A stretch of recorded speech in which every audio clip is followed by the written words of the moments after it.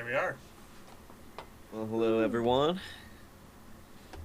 Welcome back to another exciting Longshots. This time, though, it is celebrating 1 year of this adventuring group's founding. Through many separate members, some have gone, some have stayed. Me. That's right. Refuse to leave.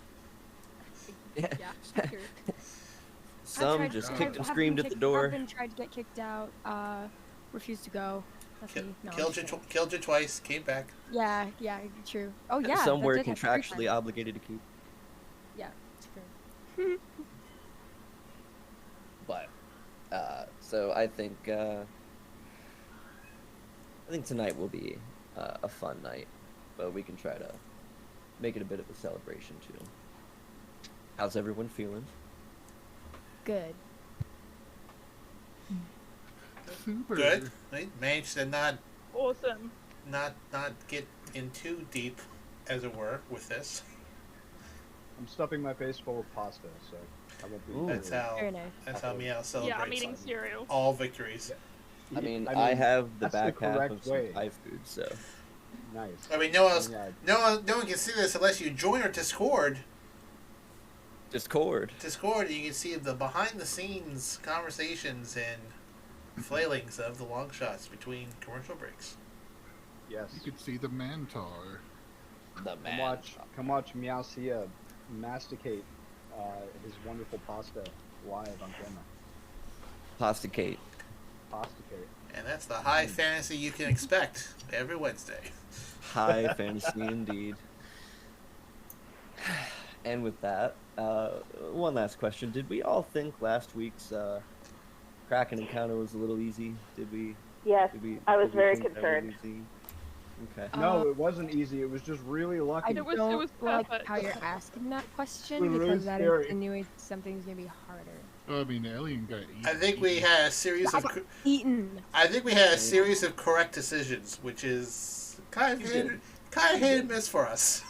Yeah, I was about to say that's unlikely Yeah. considering our entourage. That is where I'm going Not with heroes this. face. You guys had a series of right decisions and a couple of bumps in the road. But overall, well done. All this I and was very more. concerned the entire time. I was concerned for you guys for a while, and then I'm like, they still have the air bubble up. It'll be fine. Colt, bring us on in. Refresh our memories and... Okay. Last time on the Longshots, the Longshots rocketed down to the bottom of the ocean, not quite taking the 2 days everyone thought it was because they decided not to listen to context clues in the previous sessions. Arriving at the bottom, they came across two old friends, the lovable Marie and Thane.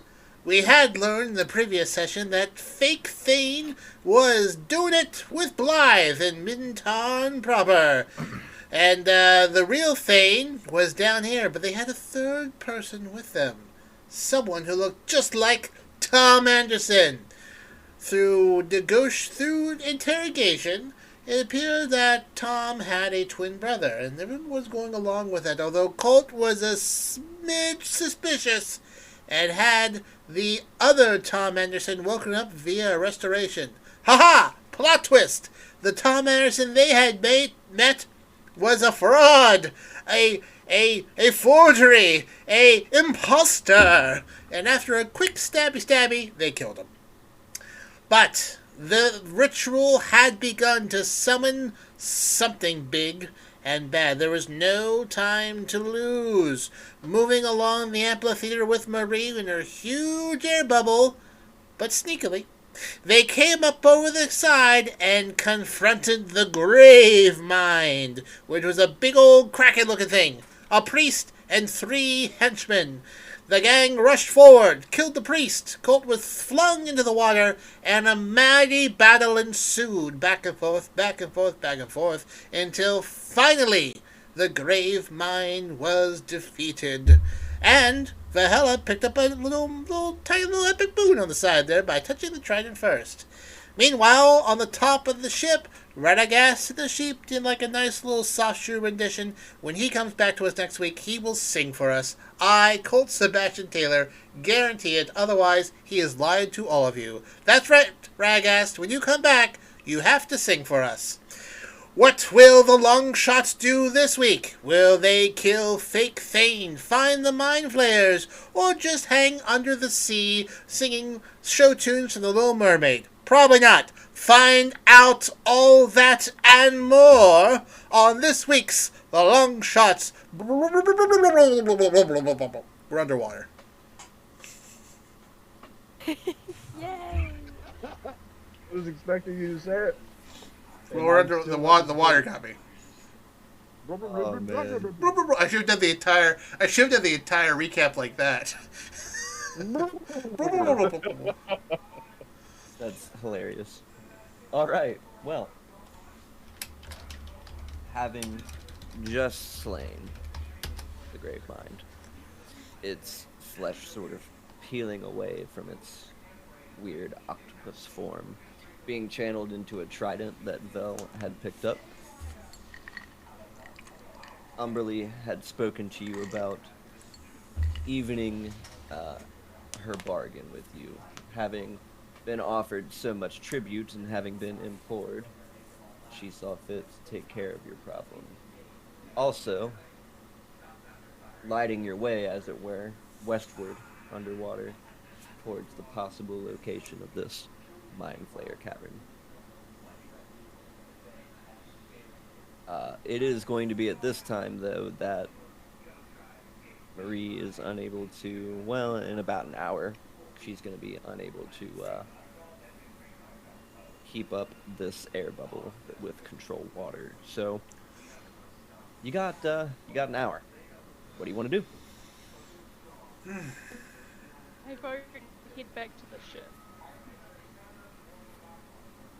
We don't want to drown. Well, we can also breathe underwater for a few more hours, that's for sure. I thought breathing underwater lasts 24 hours. It does. Yes, so we're good in that respect. Send Marie and Thane back to the ship? Because they can't? They can't, yes. It might not be such a bad idea to send them back in about half an hour, 45 minutes. I mean, I could always just cast water breathing on them. Also true. I think the question is there anything down here we need to poke around with and pick through? Is this like an underwater city? So, as we speak, most of this city is being torrented by currents of water. Umberly is wanting to bury the place. So if you're trying to do any exploring of it, I will caution you, but now would be the time, yes. I vote no exploration, head back. Yeah, I think we've really pressed our luck for like the last... Yeah, Umberly's probably going to destroy it. For like the last 3 days, we've just barely not gotten all killed like 4 times. Yes. I am happy with getting rid of this and letting the sea god get rid of everything else. Unless someone has like a real hard on about exploring this place. I'm okay with getting out. I kind of relieve. Yeah, Meow is specifically going to want to get Marie out as quickly as possible. Okay. Well. Yeah.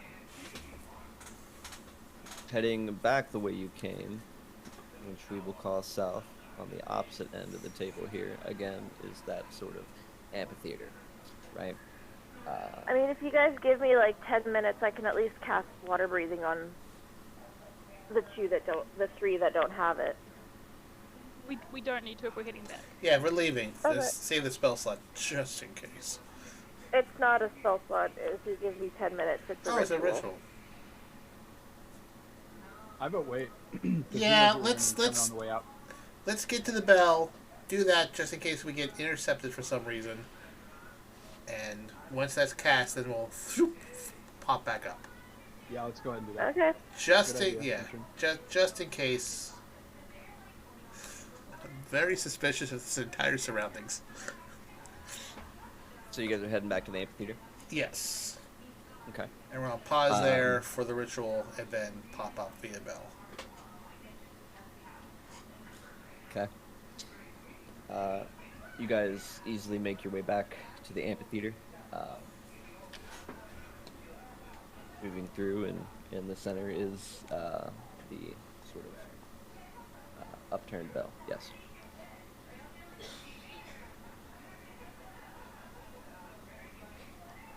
Now it's gonna walk over to it and kind of ding, ding, ding, kind of like dink it, knock on it. You do kind of feel a dull vibration come off of it, but nothing exceptional happens. Okay. Avacyn, if you could be so kind to give our new associates here some gills, or however that works, and then... Sure can.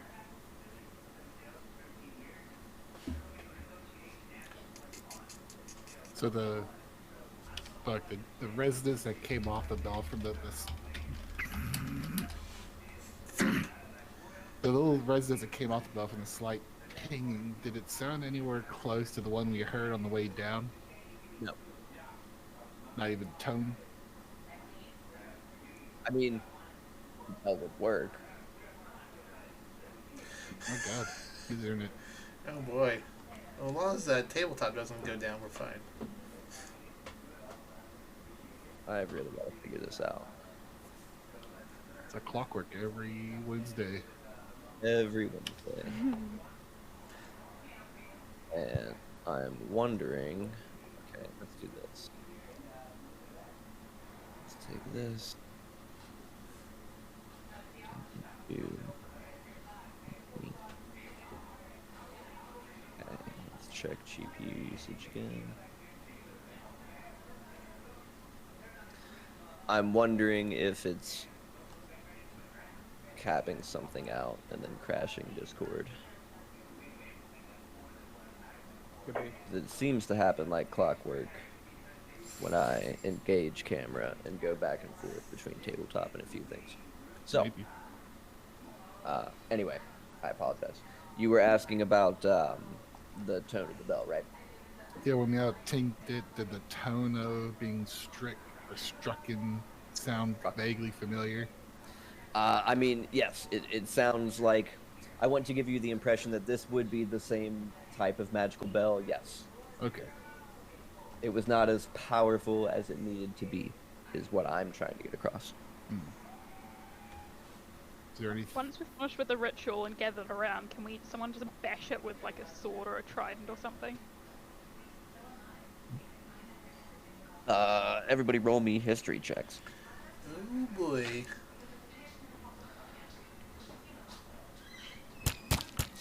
Can I do this if I'm trying to perform the ritual?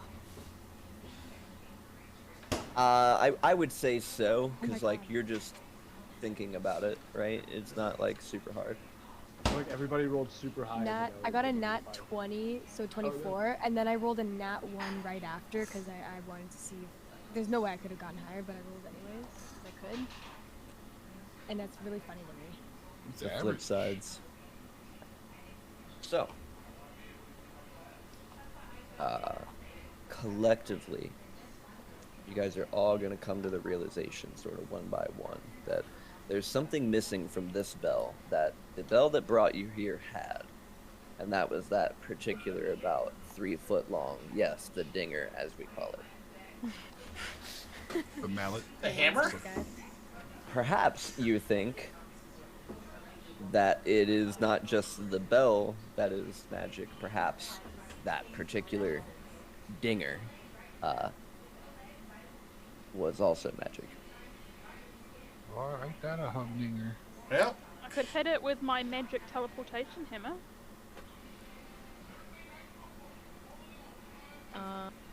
what? Oh, never mind. I'm not gonna jinx That us. sounds really exciting, and I think you should try it. I'm gonna try that. I'm gonna get everyone to gather around so that hopefully everyone, like, and wherever we were when we landed, so that we're in the circle of it, and then I'm just gonna hit it as hard as I can with my magic hammer. And you like spin, will Vel like spin once, like she's like in the Olympics, just to get really wind up? Yeah. Okay, all right, all right. For sure. Okay. You're gonna wind and spin up and strike the bell with the hammer. There is a ding, but a much higher pitched, cleaner tone is produced from the hammer. This particular ringing seems to be fighting the frequency of the bell. And there opens up a maybe softball, baseball size tear between your plane and some other plane before the bell is folded up into this small, what I will call a black hole. And the rift fizzles out. Hey, I'm so sorry. Let's. Guess we better start up. swimming. Are there any large trees around? Negative. I'm sorry. I said, what happened? I know you've helped us a lot, but can you please get us up to the ship really quick? Would really appreciate it and give you lots of gold. Thanks. Clear out of gold. A large jet stream flows west, as if to say, go west. Go west. Okay. Well, I think we have to go west. I think we have to go west. Does anyone have any ability to contact the ship above us? Yes. Now is going to yell to Carl, his dolphin friend, and ask him to Don? deliver a message for us. Damn. I know his name's Carl, but he's Carl. Okay, well, I imagine Carl could probably talk to Radagast, right? Yeah, I guess could talk to animals. Okay, well, yeah, have Carl. Let's do message via dolphin. I mean, I can ritually cast Animal Messenger on Dan, the dolphin. Because I'm pretty sure that's what his name was. Dan. And then he'll speak in my voice. I'm going to shout in the ocean for him as loud as I can. Can't wait for this interaction.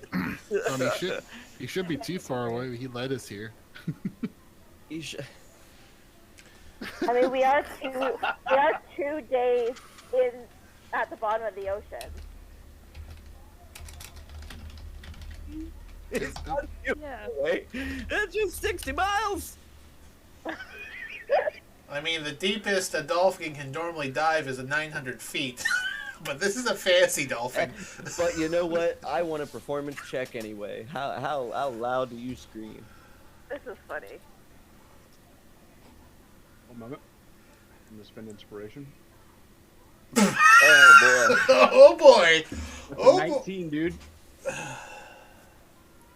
Echoing out your best scream/dolphin impression. Oh my god, can we hear that? Beautiful. It's like an opera dolphin. Yeah, that Like, was... go to the jungle, into the ocean, as loud as I can. Colt's gonna just slow clap. You go get him, Booger. That's wonderful.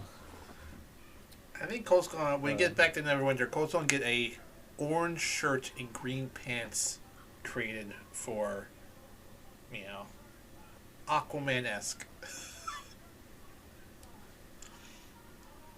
Boy howdy. You don't hear any immediate responses. Then again, you're not exactly sure how long it would take for any cries of help to reach sea-dwelling creatures above, nor how long would it take for them to come back to you. So, Are you don't there know. any sea-dwelling creatures below? Beyond some, like, bioluminescent moss and maybe a few jellyfish here or there. Guys, I do get this feeling that if I just sit and think really hard for about an hour, I can create something. And that's We a have fine an hour? familiar. What? I think in an hour we're gonna die. Of drowning. Alright. By water. No, we can all breathe water for 24 hours. Yeah. We need to go west. We're just trying to figure out a way to let the folks above us know to head back to Mintarn proper. Surely. Wait, if we keep walking and just don't disturb me for an hour, I can summon a creature But to do go we want? talk. Do we? Sorry for interrupting, but do we want them to return to Mintarn? I mean, that's our ride out of here. Well, we're walking west, so we're probably going towards a cave, aren't we? We don't know where we're going. We just know we're going west. You would be heading in the direction of what Umberly said would have been the location of the Mind Flayer colony / cave, yes. Yeah. Do you know for sure it's there? No, you don't, but No. you are told. It's gonna be a long walk. Yeah. We need to. Better get going. Yeah. Okay. All right. Hey, Vel has boats on her coat. I'm just saying.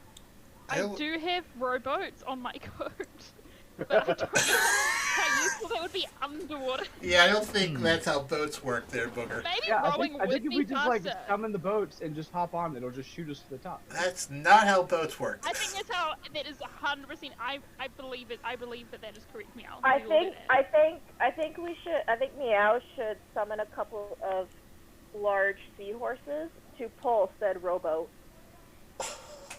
Yes. Yes, let's do that. Okay.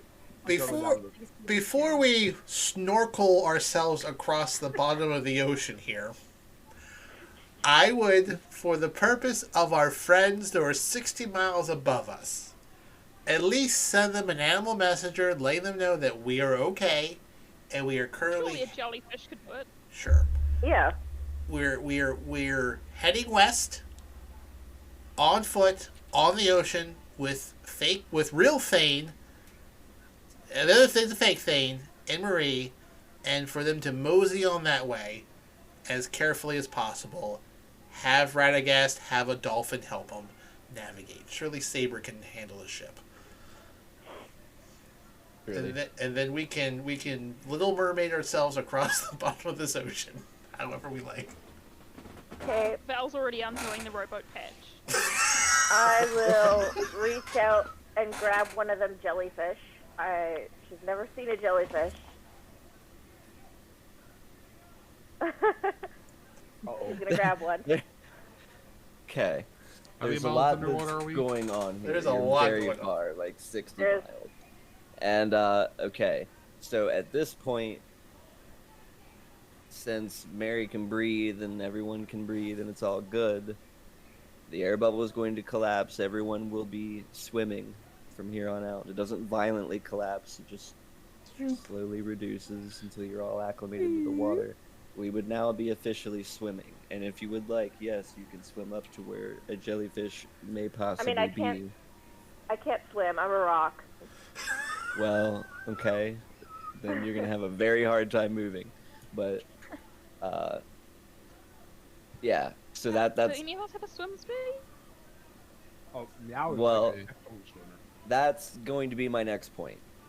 Those of you that don't have a swim speed, you can still move. It's just going to make you really tired after a bit.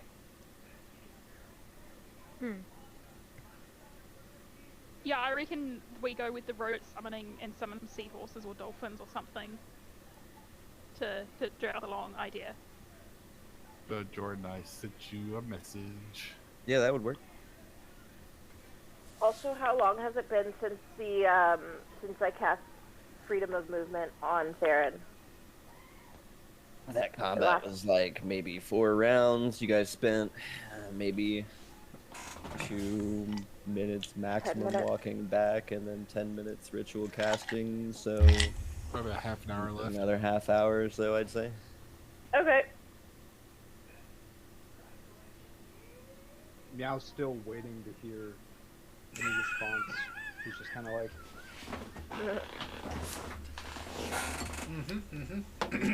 anybody? Probably continuing to do his George of the Jungle. He screams into the distance.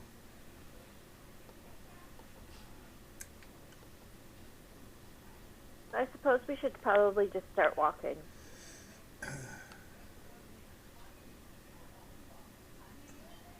So, Okay. what about summon steed?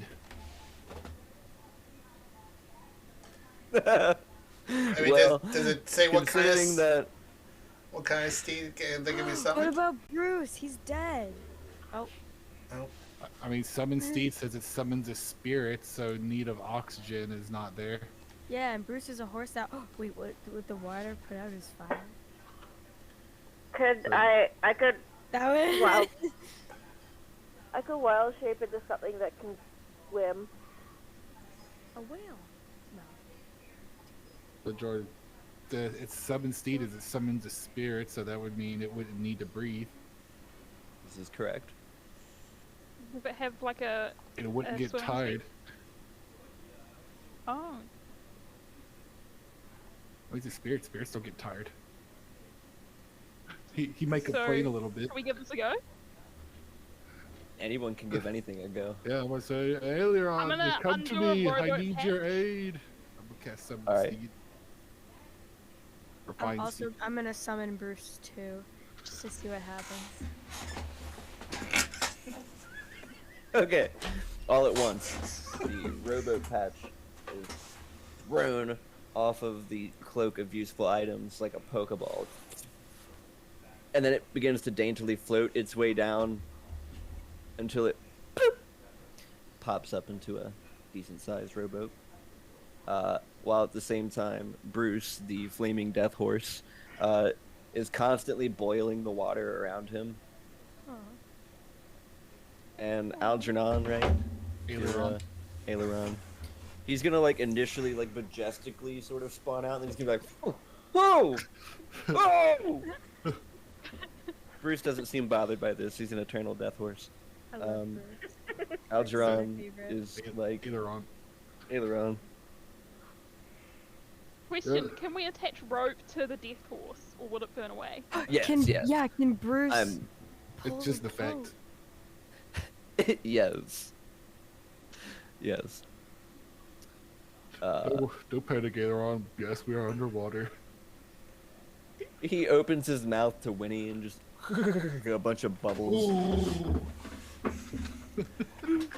I'm gonna He say looks back at you and just, this doesn't feel right, Theron. You're a spirit. It's fine. You don't need air.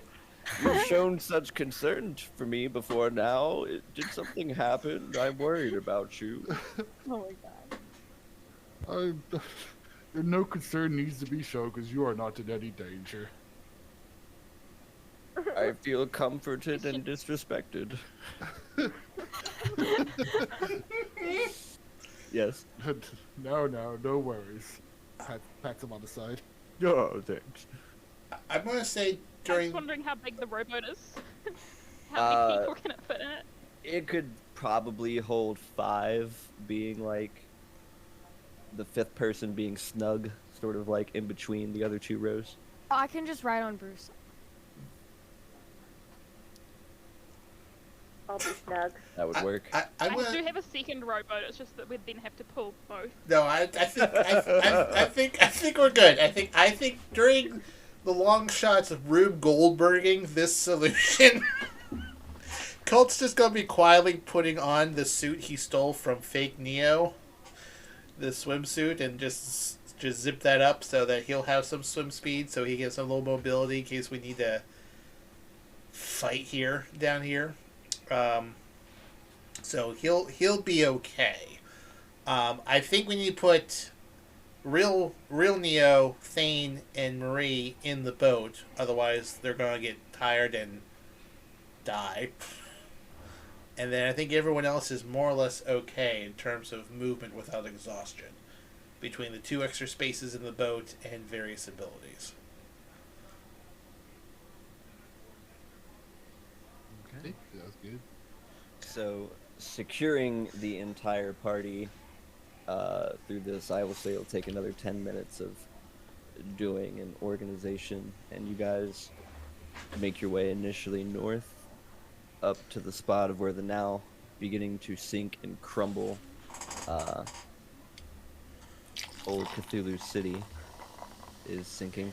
You head initially west into the jet stream, and those of you up front on your horses, this being Elian and Theron, you guys can feel like the tug of the jet stream. If you go any further, it's going to pick you up and lift you and seemingly send you at a speedy pace.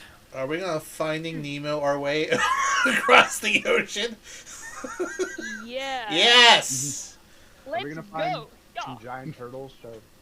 Can we send a giant yeah, turtle we're up talking this? turtles. Did we send anyone to go tell the ship in 2 days what happened to us? No. All right. We really need to have someone to pick up the sending spell or something. Well, Meow kind of sent it out into the Yeah, see, it makes abyss. sense. I don't know if we really specified what Meow would have said out into the ocean, but I think we can retcon and just say Meow said to communicate that to whoever was up top. All right. As long as there's the message, they'll eventually get there. Otherwise, they'll try to come down here via bell. 10-4, good buddies. At the entrance of the jet stream, there's going to lean over and look, so, Adrian, have you ever dreamed of being a Pegasus? Theron, I don't dream. Leap, Adrian, and fly into your heart's content, my trusty steed. If you say so. Does anybody want to switch seats with me? And Elian, you're looking over on Bruce, and you can see like Theron's horse, Aileron, like begin to pick his hooves up and get on his hind legs. Oh. Yeah, no, I've seen those. Bruce do that too. Bruce is asleep too. Well, Aileron's gonna leap then. Just quick horsey strength check. What's his strength modifier? Spirit horse. Is it at least a 3? Not that it really matters. Where is Amatrain? Because water and flying through water is probably like double fucking trouble for her. It's a war horse. Not so it's, happy. +4 to its strength. Oh, okay. Yeah, so Aileron is gonna just yank both the boat and then by proxy, Bruce. But Bruce is gonna be going backwards in this equation. So first it's Aileron, and then Aaron, can I get a strength check as you move into the jet stream? All right. And who's in the boat? I think I would be. I don't have any other. So it's a strength check or a save? Check. Amatrain and Valhalla are Okay, in the boat. that's a 6. I'm hugging him. I think I'm Curled going to up. be using an inspiration on that. Curled up at the bottom of the boat, there may have been a little bit of barf. That would have floated, yeah. Val's hugging Amatrain. Oh, God. I think That's Colt. gonna do poorly. It's a 6 still. Ooh. Oh no. So now I need a dexterity save. As Aileron jumps forward into the jet stream and you like lose your footing, you start flying back, a quick backflip, and your hands are just stretched out over the rowboat as it swings into the jet stream. Can you catch it? 17. Yes. You sort of latch onto the rowboat, or sort of like latched onto the side looking in. Everybody inside the boat, a strength check, please, to maintain your seating. I give a thumbs up to Aileron. Everything's going great. Glorious. He's going full, like, splayed out pony, like, yes! You majestic I'm gonna use. steed. I'm gonna use my inspiration because I just got 5, Oh no. Oh god. and now I got a 9. We used all of our good rolls on the history check. I have a 13. Does everyone need to do a strength check? You will as you're crossing in finally, yes. I Okay, just yeah. need to see who might possibly be falling out of the rowboat and hitting you. Meow's gonna I be. mean, I got a 9. Vel's Without hanging on to me. but Meow will go last. Okay. oh god, why I even know how to. I would say that Colt, once seeing this collection take off, he would probably try, since he's wearing the suit, and have probably a little bit of false confidence, would probably try to jump up and hang back 40 feet in case someone fell out to try to grab them, to lock onto them. So, Colt's behind, kind of watching, doing this. Oh no. Vel, it's like you're the top bit of a dandelion that just got blown right off, because as soon as you enter the jet stream, you just Oh no. back. Dex save for me to see if you can grab onto Bruce's saddle. You're within 10 feet of me, so add 5. Everyone. Oh god. Anyone who has to make Okay, a save, add 5. So that's 11 Okay. with that. With that. Elian, out of the corner of your eye, because you're tilted over watching yourself being pulled into the jet stream, I need a strength check from you, but at the same time, Vel is like going the opposite way, latched on to Bruce's saddle. 10. Perfect. You not just strong. you manage to like hold on and get your feet in the stirrups. You look down and see Vel to your left as you all are swept into the jet stream. Oh god. You said you wanted to swap! Wait, so is Theron hanging on to Aileron, or is he hanging on to the You're rope hanging now? onto the boat, yeah. Yeah. It's like what? Aileron is Ooh, yeah, Solo baby! dolo horse. Yeah, there you go. All right. And then Colt, you're just traveling in as Colt. No need to grab onto anything that you were sitting on, I assume. Yeah, so like flop up and like steer myself in the suit to be behind them.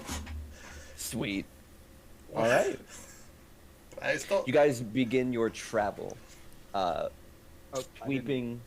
Oh, I'm make it- sorry. I didn't have to make it safe. Were you wearing or sitting on anything? No, I was jumping straight in after everything. Then you're good.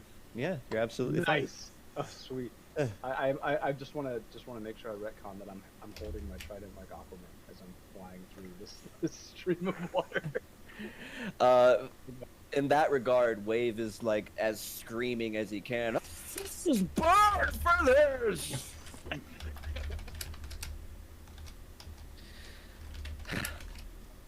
Heading across the jet stream. First out into the outer edges of this. Oh. Oh my god. Outer edges. So much frustration. Heading out into the darkest edges of this bioluminescent dome. Those of you with dark vision would see that you're like slowly going over what seems to be a drop-off. A small tunnel up ahead that's winding its way through. And you guys are caught pretty snugly in the jet stream. It's a little scary, though. Before making your way into a very nice but twistedly weird sort of amethyst purple kind of water. And as you shoot out, a large group of glowing purple and green sea turtles make their way into the jet stream with you. God, I love this. New voice. Amazing. I love it. How you doing, Avacyn? Meow's gonna I look hate over them. everything. Okay, you're good. Meow's gonna look over at the turtles and just kind of. How do you do? One sort of flips over, showing Tommy Shell out, and just gives a wave, sort of corkscrews a bit. Meow will talk try to crunch. communicate with them. Get the trident. Are we going so fast to where I won't be able to actually, they won't actually be able to hear me? We'll find out. Listen more. Run that by me again. Problem. Is it too loud for them to be able to hear me with the stream? I wouldn't say so. Okay. I mean, I was gonna come here often.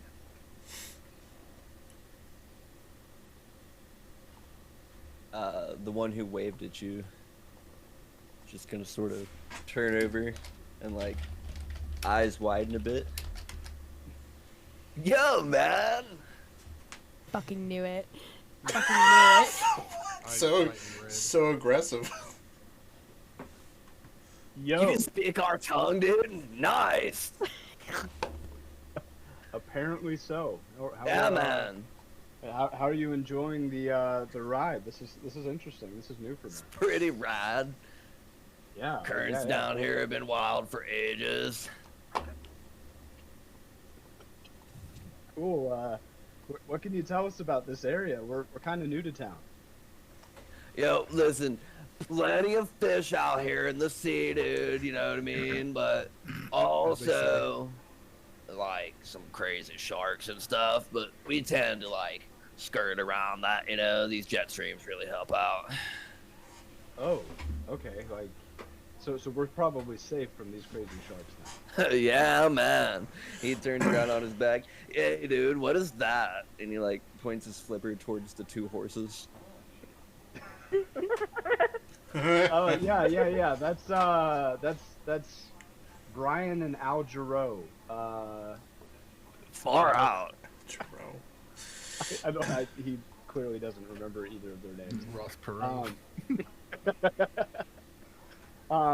Yeah. They're horses. You probably don't know what that is. Anyway. No, sure don't, bro. That's why I asked, you know what I mean? Yeah. So, anything dangerous besides the sharks? Oh, yeah, man. Like, so, you know, we were minding our own business, doing what we do. This, like, whole huge heap of, like, Salguin, bro. Like, and he starts to articulate with his fins, his little arms. He's like, whole huge swarm of them, man. Just, they're heading out to the far side where we got these old, like, squid dudes hanging out. They look like a real nasty bunch. Oh. Is this gonna take us to the squid dudes? It'll get you pretty close.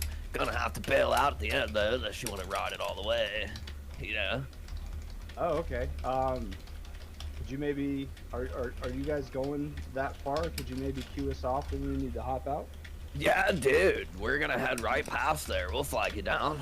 Oh man, you're the best. Here, I'll some free meal on me next time we meet. I have this thing where I can kind of funnel fish into your mouth if you eat fish. Oh my god. I wasn't ready. Alright, hold on. Yo, dude. Not gonna lie. Kind of forward saying you want to funnel fish into my mouth, but I'm down. Oh.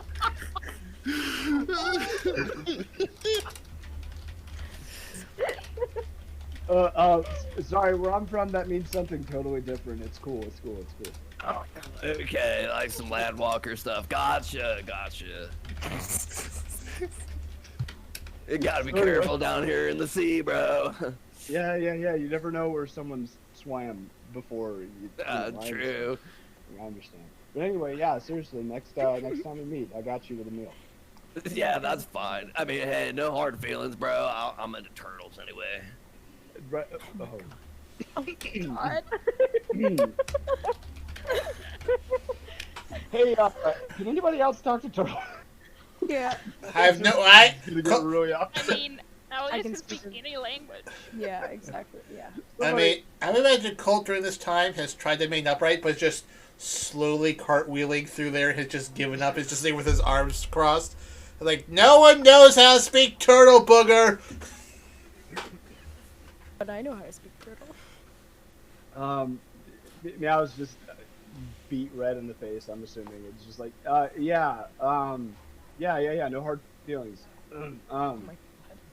Thank you for your help. We'll, I'll find a totally platonic way to reward you next time we meet. No worries, bro, Akuda. We do it for the love. That's confusing, but okay, thank you. I appreciate it. Turtle, bro. We like to joke around here. I was gonna kind of like give him like this chest bump and like a peace side or something. He doesn't know what to do. Oh my god. He goes to like basically clap his fin against your hand, like slap, slap. Slap, slap. He'll like awkwardly not be sure if he should be giving a high five or a fist bump because it's a fin. So like it could be either or. So he'll just kind of do the back and forth a couple times. You may want to tell your homies it's gonna be like 5 minutes or so.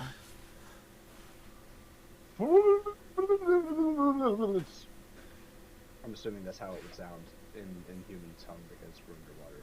Because underwater. What? Meow will just hold up his hand and just say, Colt Well, weighs. we'll send a message spell to him. Yo, what's up? 5 minutes! Is that how Val addresses Colt him? Stop being an asshole and waving at me. As he slowly turns. Okay. We should be able to speak underwater. Our lungs are emptied of air from breathing water. Yeah, but it doesn't like It's like, come out right. Yeah. I think our vocal cords would. Cause I don't know how that works. Vocal cords still vibrate underwater. I mean, you still have air in your lungs. Even if you've not ever been in a pool or something, and then just like try to speak, like it doesn't happen. We're breathing water though. Our lungs are full of water. Yeah, but Either it way. doesn't make Yeah, the same it's sounds that we fine. understand. Yeah, either way, I say it telepathically, or can I respond telepathically when you? You when can. That's the point of that. Is Okay, like, great. You can Okay, send a great. Yeah, response I to just say stop. 5 minutes. 5 minutes, and we're off. All the turtles. The turtles. And you'll point at the turtles. Okay. I'm gonna relay that one by one to everyone. Colt's gonna reply, Meow is having an affair with turtles for 5 minutes? That seems like... No, Sounds we're right. leaving in 5 minutes. That's probably when the affair ends and we have to ditch. Okay, Colt is now just tumbling. This seat's broken! Meow's Are we giving there up. yet? He's just like, I'm done. He just goes back to being Aquaman. A few turtles form up like the Blue Angels, and they sort of all indicate off to the right side with their flippers. They all hold their flippers high and to the right. Yeah, high to the right. It's that way. Oh, Yeah, yeah. I'm glad that's not on stream.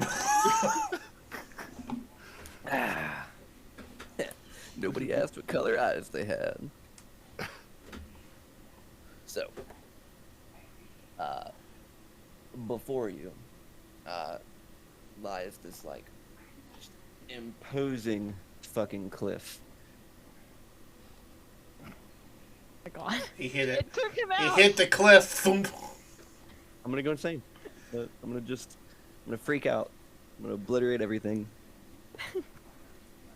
Okay, alright. So, closing cliff. Maybe about. Oh my god. Christ. No, don't laugh. You take a break to reset your modem real quick. Maybe Yeah, that'll we help. can take a quick 5. Honestly, I don't think it's that because It's probably CPU related. You're probably Yeah. right. it's every time I engage the camera and I've got Yep. tabletop and a bunch of tabs open and all this other stuff. I wouldn't be surprised if I'm maxing out my power supply, which is got a bunch of stuff plugged into the USB port at the moment.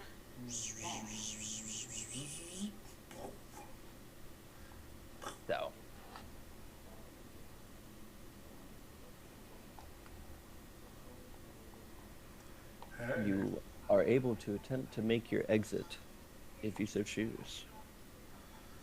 During this time, could I have climbed my way back up the rowboat and the straps and gotten back onto aileron?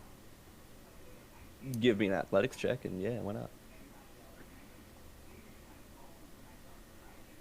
Let me see if that's worth doing. Nah, Theron's not very athletic. He'll try, but he probably wouldn't get too far. So we're trying to exit the stream and like land in a cave. You're trying to exit the stream so you can travel to the cave. If you're trying to like hole in one yourself there, feel free. No. Okay, so you don't have to do that. Okay. Now feels very awkward and wastes no time and gets out as fast as possible. All right. You are able to quickly and efficiently with wave just. Using my suit as assistance, I'm going to grab Vel and Ametrine's hand and look at, I guess, Marie, Thane, and Neo and say, "Hey, follow me!" And then I'm going to try to pull them two out and try to land gracefully. All three sort of look at each other and then dive out after you. Come on, ladies. Elian and Bruce are able to make it out of there, okay. Nice. And let's see. Theron, did you want to try to get back to Aileron, or are you jumping from the boat? Well, the boat's still attached to them, right? So if they made it out okay, then I would too, hanging on to the boat. Excellent. I'm just trying to decide where your head's at before I reveal what's happening. You know, I'm at least going to try to climb into the boat. Not all the way up to Aileron. I'll just try to climb in the boat and brace myself for landing. Well, that's fine. As Aileron sort of twists and, like, jellyfish emulates, just gets himself off to the side there, successfully leaving the jet stream, which you guys sort of are able to float where you're at. The turtle is giving one last glance, sort of flip and head along their way. Is it a wave? Is it a salute? No one can tell.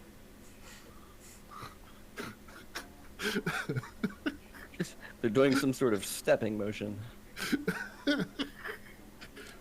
Goddamn far right turtles.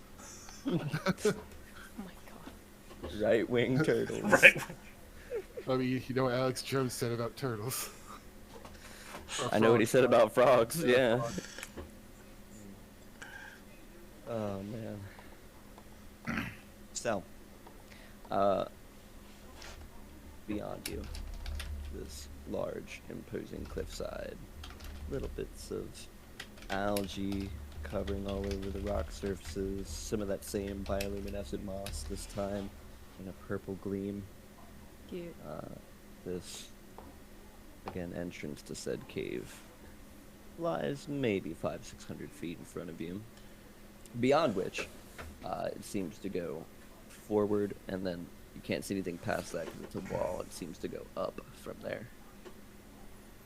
Can we see the bottom of the ocean, or is it just like... Yes, that in particular would be about, say, about 100 feet below you, judging for the elevation lost when you went across the jet stream.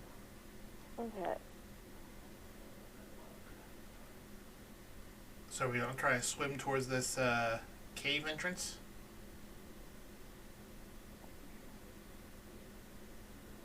Yeah, I'll give us a thumbs up. Okay. I'm going to get on one side of Ametrine and sort of... Ametrine's eyes are just like closed, and she's just like... Yeah. Not here. Not here. Colt will say in Celestial, "I got you. We got you." And I'm going to try to carry her along until we get to a place where she can put her feet down, like putting someone down in the kiddie pool so they can put their feet down and feel okay. Val, give me a hand. Val's like, just leave her in the rowboat and take the rowboat along. Oh, we're still traveling via rowboat? Oh, okay. Well, then he'll... It is attached to the horses still. Oh, I thought Nothing the... happened Okay, to well that. then Colt will just be on the outside of the boat, gently rubbing her back. I really need art of two horses. One of them a death horse, the other one a celestial paladin horse, like doggy paddling their way with a rowboat behind them. Like, Colt's slowly tumbling in the background because he can't get his suit done right. Get on that. Okay. You are able to make it effectively up to the mouth of the cave, and there's this bright purple glow from within the cavern. The cavern is still filled with water as it rises vertically, maybe for another 50 feet or so, before again angling off straight ahead. It seems to be well lit through this purple light, as there's some sort of weird algae and growth on the walls of this cavern. How big is the cave? It itself is a sort of 20-foot radius. Okay. Well, I think since we're probably going to Mind Flayers, we should probably swim casually. I don't know, stealthily swim up through here without banging into things. Anybody fancy a hero's picnic? Out of character. Oh, a hero's face. Shoved in our mouth underwater. I love it. Out of character question. Does speaking telepathically serve any bonus to us when we're dealing with illithids? Or can they hear our thoughts when we're speaking telepathically? Boy, I would love to tell you that, but unfortunately that would have to be something you would learn from experience. Shit. Well, maybe, okay. Speaking of hero feasting, maybe once we get to Cooking over the boiling water horse. Yeah, maybe at the entrance of this cave, we sit down, have a seafood sampler, and then go about our day. Yeah, just get a big. I don't want to get feast. too close to the cave while we still haven't had our feast if we're going to do that. So I feel like through the entrance to the cave is where they live, they'll come out and to see what's cooking. Is this cave on the sea floor or along a sea wall? So it's along a sea wall, Huh? most of the way up a sea wall, about 100 feet up. Okay. A natural cave. Seems like that on this side of things. Well, we still got plenty of air breathing left. Maybe we do it at the below the cave, 100 feet below, and then when we're done eating, we just float up, swim up, and go in there. Sounds good. Unless someone has a different. How long does this feast take? An hour. Oh yeah, that's not bad. Yeah, let So Avacyn. it's a 10-minute cast, and then we take an hour to eat. Oh my god, spending an hour to eat—that's amazing. So. Tell that to the It is a French. feast. One thing I could suggest is that would use my 6th level spell. We could take. It's been a hot minute, I think, since we've taken a long rest. So.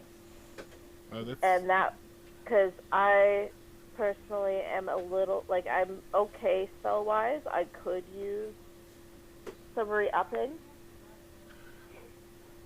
Especially if I'm gonna use my highest level spell.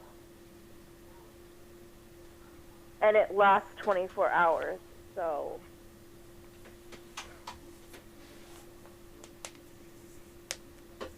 I mean, just a suggestion. I will do whatever the group wants to do, but.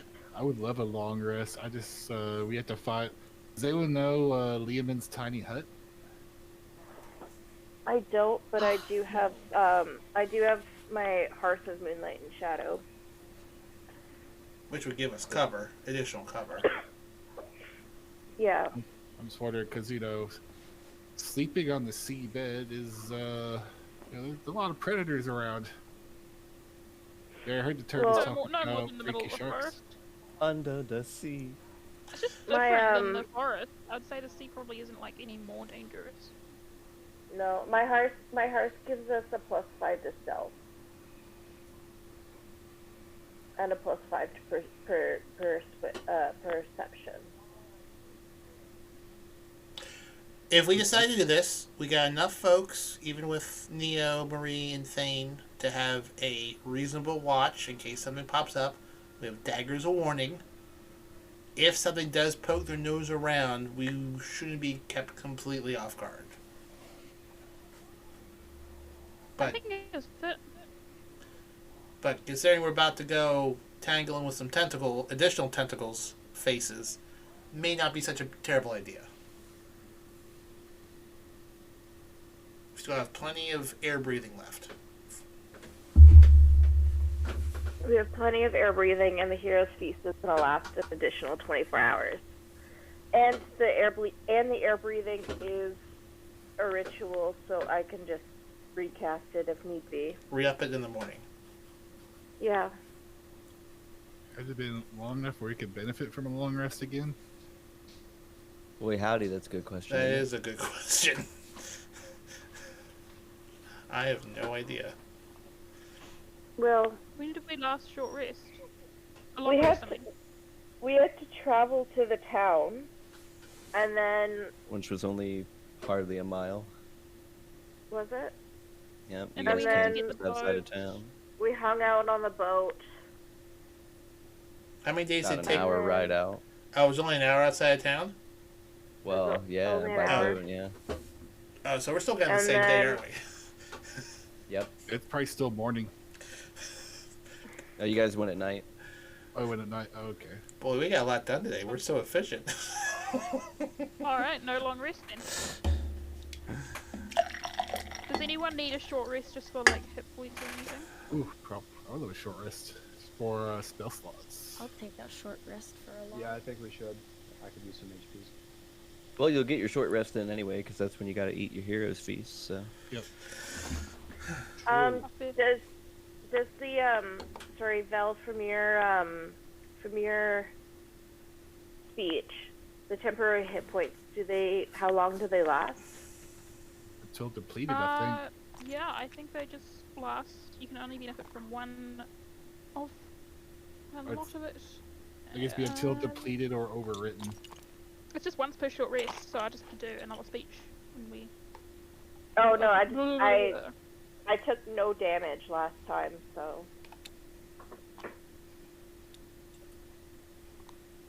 I'm literally at full hit points. Plus, I still have all of the temporary hit points.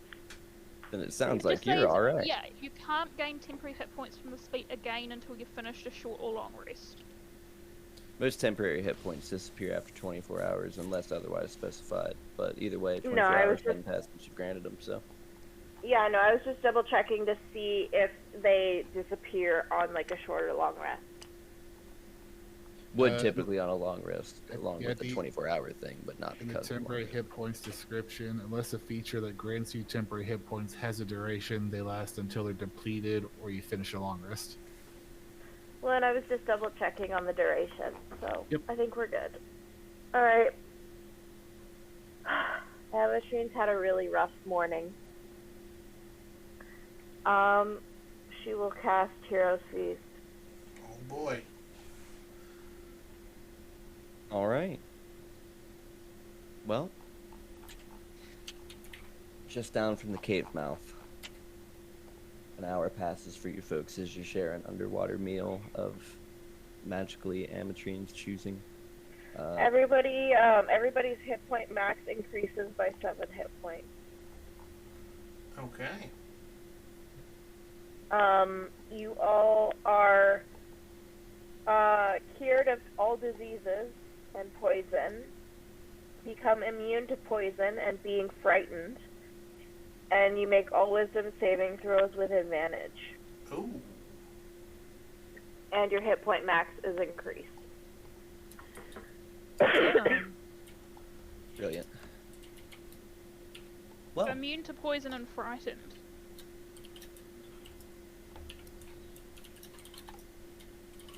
admiring a few other passing streams of sea turtles on some great undersea migration. Your long rest is soggy, short, is soggy, but uneventful. Though, with the exception of two very loud, reverberating booms coming from deep within the cavern. You feel it more than you hear it. Is it similar to the bell? Not quite. Perhaps the boom of a large explosion. Ooh. Fun.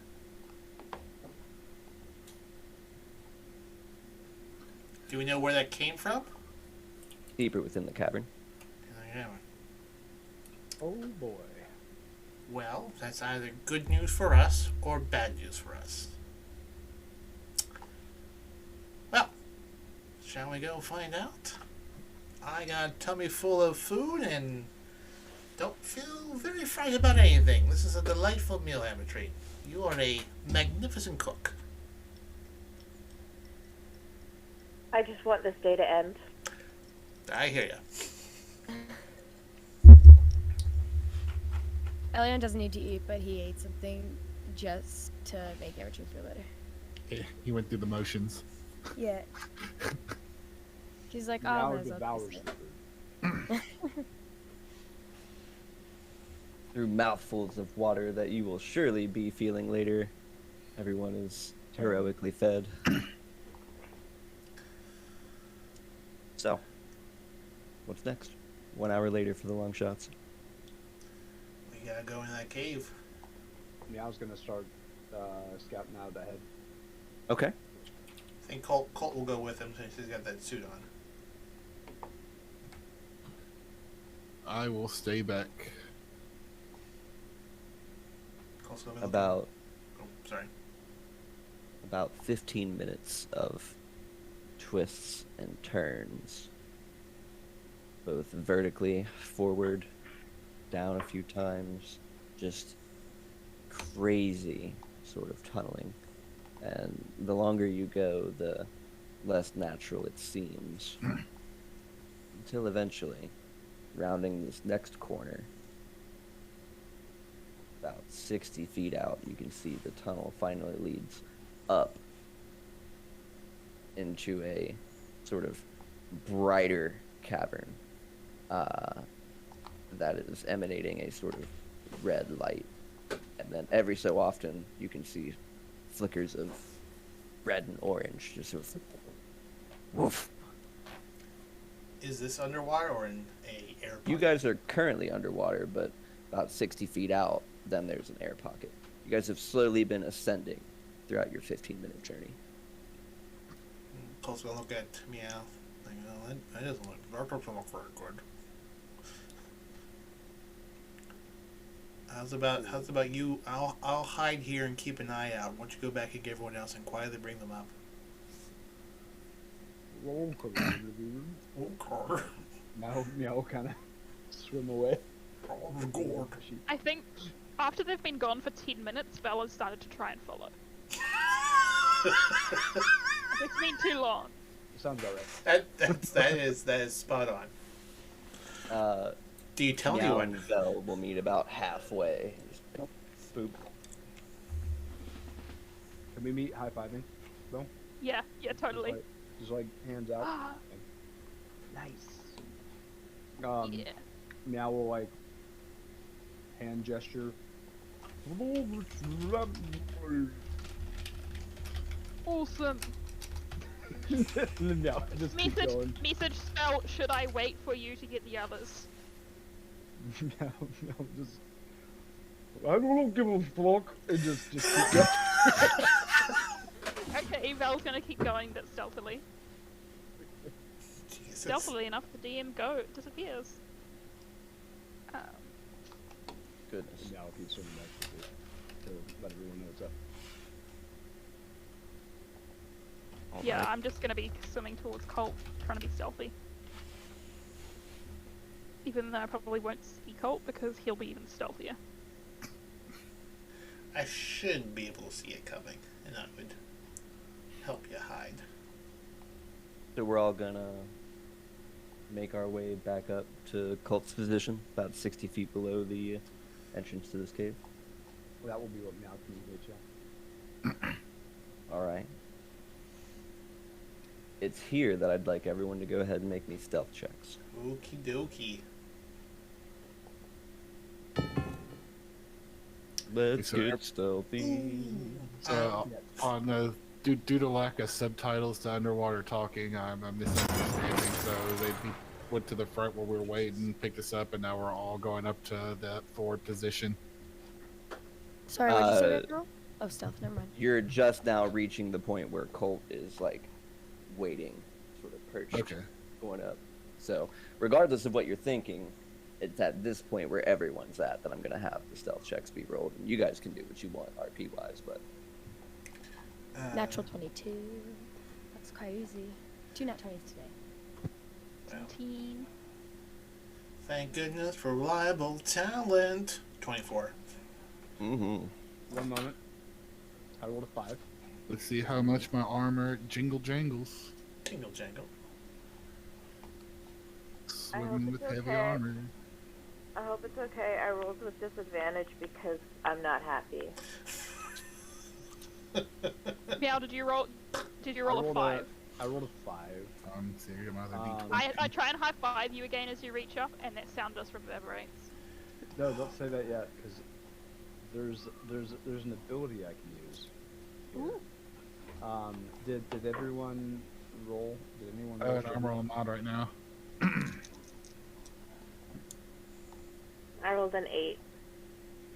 Okay, yeah, I was not gonna do anything. I rolled a 5. So. I got a 3. Yeah, I'm not rolling. I'm not using my ability. We're For stealth? Yep. Oh, but we're all within 5 feet of you, right? Oh wait, I have to that's roll a again. Checks. I mean, I could cast toss without trace, but I think we're past that point. we're past that. I'm in heavy armor trying to swim. I'm not going to be very stealthy. All right. So you guys are 60 feet below the surface. The vibrations of battle just beyond the flashes of explosions. Oh, what do you do? There's a battle up there. You assume. I think, being the stealthiest, I think I need to float up to the top and like poke my head out of the water like Martin Sheen in Apocalypse Now. For those kids watching at home who get that reference. I got it. Thank you. Give nobody else. Okay. Can I sneak up there and look? Yeah, you absolutely can. Picking your eyes up, there's a cavern about the size of 2 football fields. Okay. Oh boy, this poor Buck. All right, just for science. For science. Science. I'm closing out a tabletop. For science. For science. So, a cavern about the size of a football field. 2. Lodged up on a upper right cliff is this squidly looking ship. One you've seen depicted before. This would be a nautiloid. You can just barely, maybe from about the 150, 160 feet that you're at now, away from it, you're able to just sort of get a good look at the fight going above deck. There seem to be some small brain creatures with arms that you would remember from a previous encounter of yours. These are intellect devourers. Mm-hmm. There seems to be some intellect devourers being commanded by a few illithids, the Mind Flayers, but they are currently fighting a group of what look to be like troglodyte, like frog seamen with like tridents and spears and stuff, and they have begun scaling the walls. There's a good sizable force of about 30 or 40 pouring themselves onto the deck of this Mind Flayer ship. While at the same time, you've got a small, like, mangonel, almost catapult, launching explosive rocks up towards the currently lodged Mind Flayer ship. And in return, a few of the tentacles from the nautiloid begin trying to slap their way down to the ground, which is providing these big thunderous booms that you're hearing. You said. Is this just Colt that sees this? Well, yeah, because he's peeked his head up real quick. Okay. Yeah. Beyond this, attached to the back of the nautiloid by a chain and what seems to be a grabber, hanging just off the cliff, maybe about 40, 50 feet up to the tail. Another craft. This one in all right enough condition. The rest of the cavern is a series of cliffs and perches. Okay. Given my background of being in occasionally engagements like this, does it look like the frog folk are winning? The frog folk have the numbers. Okay. You think that this battle is going on for a bit, so the Mind Flayer numbers might be dwindling. How far away is this other ship that's hanging off the back? That is going to be about maybe another 100 or so feet in front of you. Okay. Is it reachable from the ground, or would you need to get under the ship? You would have to climb about 40 feet and try to climb onto it. The ship is tilted vertically. Okay. Looking around, is there any sense of a command structure here, of someone directing this? There is one large sort of Mind Flayer, again, giving directions up from the top deck of the nautiloid. Other than maybe the cannoneering crew set off to the far right side, maybe an additional 120 feet off to the right side. Hard to tell who's in charge, though given the fact that Umberlee said she sent a force, you could guess that a deity would be in charge of this and that they're just kind of... Okay. That is the rank and file. Okay. So, given what Colt knows, he assumes these frog folk have been sent by Umberlee. You could take a pretty educated guess. And then Colt would probably, well, risky, but assume that these folks wouldn't be exactly hostile towards them as long as we didn't do anything to them. Alright, Colt's going like... Some words keep ringing in the back of your head, though, yeah. From Theron, who had learned that Umberlee was an evil god. So, keep that in mind. Okay. Colt's going to wave everyone to come up right now, because it looks like everyone's real distracted. Until everyone's heads pop up above the water. And he is going to quickly say, hey, appears someone has started this party without us. That looks like that's about to be done soon. But that right there, he points to the ship that's chained up, looks like something mighty nice we could steal. And then assist as needed until these Mind Flayers are dealt with. Is that the ship with the lady sleeping in it? I don't know, is it? Meow is going to raise an eyebrow. What lady? We're looking for a godlike folk under here, remember? The lady's supposed to set things right? I don't remember her name. We were looking for a lady underneath this mountain. Yeah. I was suddenly paying attention. All right. With that information, Meow is going to kind of get a little restless and want to join the fray. Okay. Well, He's going to ask Wave if he recognizes the frog folk people. Oh, them. Well, the way that you've described them sounds like Southwind. Just a typical run-of-the-mill, almost merfolk. Can Not you command them? No. what's that? I was asking Wave if he could command them. But I can slay them, if you so choose. We'll wait on that one. We're gonna see how this plays out first, because we definitely know we gotta kill these illithids. You want to kill some illithids? You want to kill some illithids? I mean, sure. Yeah. I mean, we've never backed down from a challenge, no. Well, we can either steal a ship or we can board that ship and wipe out the rest of the Mind Flayers. I'm game for either, but we need to make a decision. I think we don't leave here until we know What for sure that the Mind Flayers are completely taken care of. Okay, I'm fine with that. Yeah, I think we need to wipe out the Mind Flayers. Are we going... Colt, you mentioned the you know what's, right? I forget What? it's called. You mentioned the what's it called, right? With the quickly brain guys that destroy the brain. Intellect of ours. Intellect of ours, yeah. Yes. Stay away from those. Yeah. Helion doesn't look like he wants to go. Doesn't feel like dying again. We'll just stay back. We were in a much better position than we... I didn't know it was that simple. Yeah, well, we were much... Well, first, don't run up and try to stab them with a dagger. Okay, now we know better right now. I don't think that's what happened last time. That's kind of what happened last time.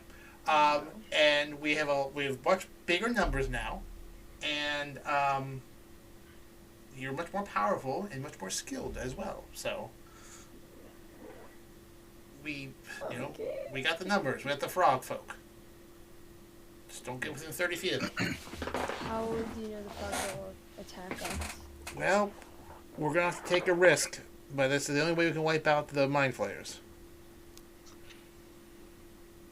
Why don't we let the Mind Flayers kill the frog people first, or the frog people kill the Mind Flayers, then our problem's solved.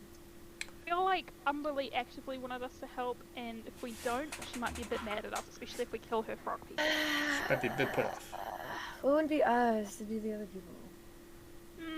She directed us here. I'm pretty sure she knows. Yeah, we're she's here. probably listening to us right now. Yeah, I feel like we should just go help. Alright. Yeah, for the record, you guys are all like huddled together at the top of this like pool, just shit going on up here, explosions going off. You guys are like, all right, what do we do? I think we get. Go attack the big ship guy. I think we need to get as close as possible before the Mind Flayers see us, so we can get on board without them seeing us and take them from behind.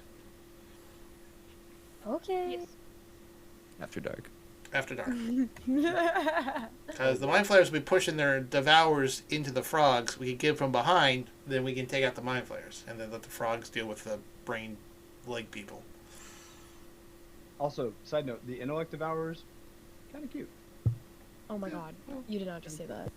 It's kind of cute. I mean, out of character, not in character. Alright, so, scale the ship, attack from behind. Yes. Now gives a Look thumbs at up you and then and explode your head. it's ready to sprint into action.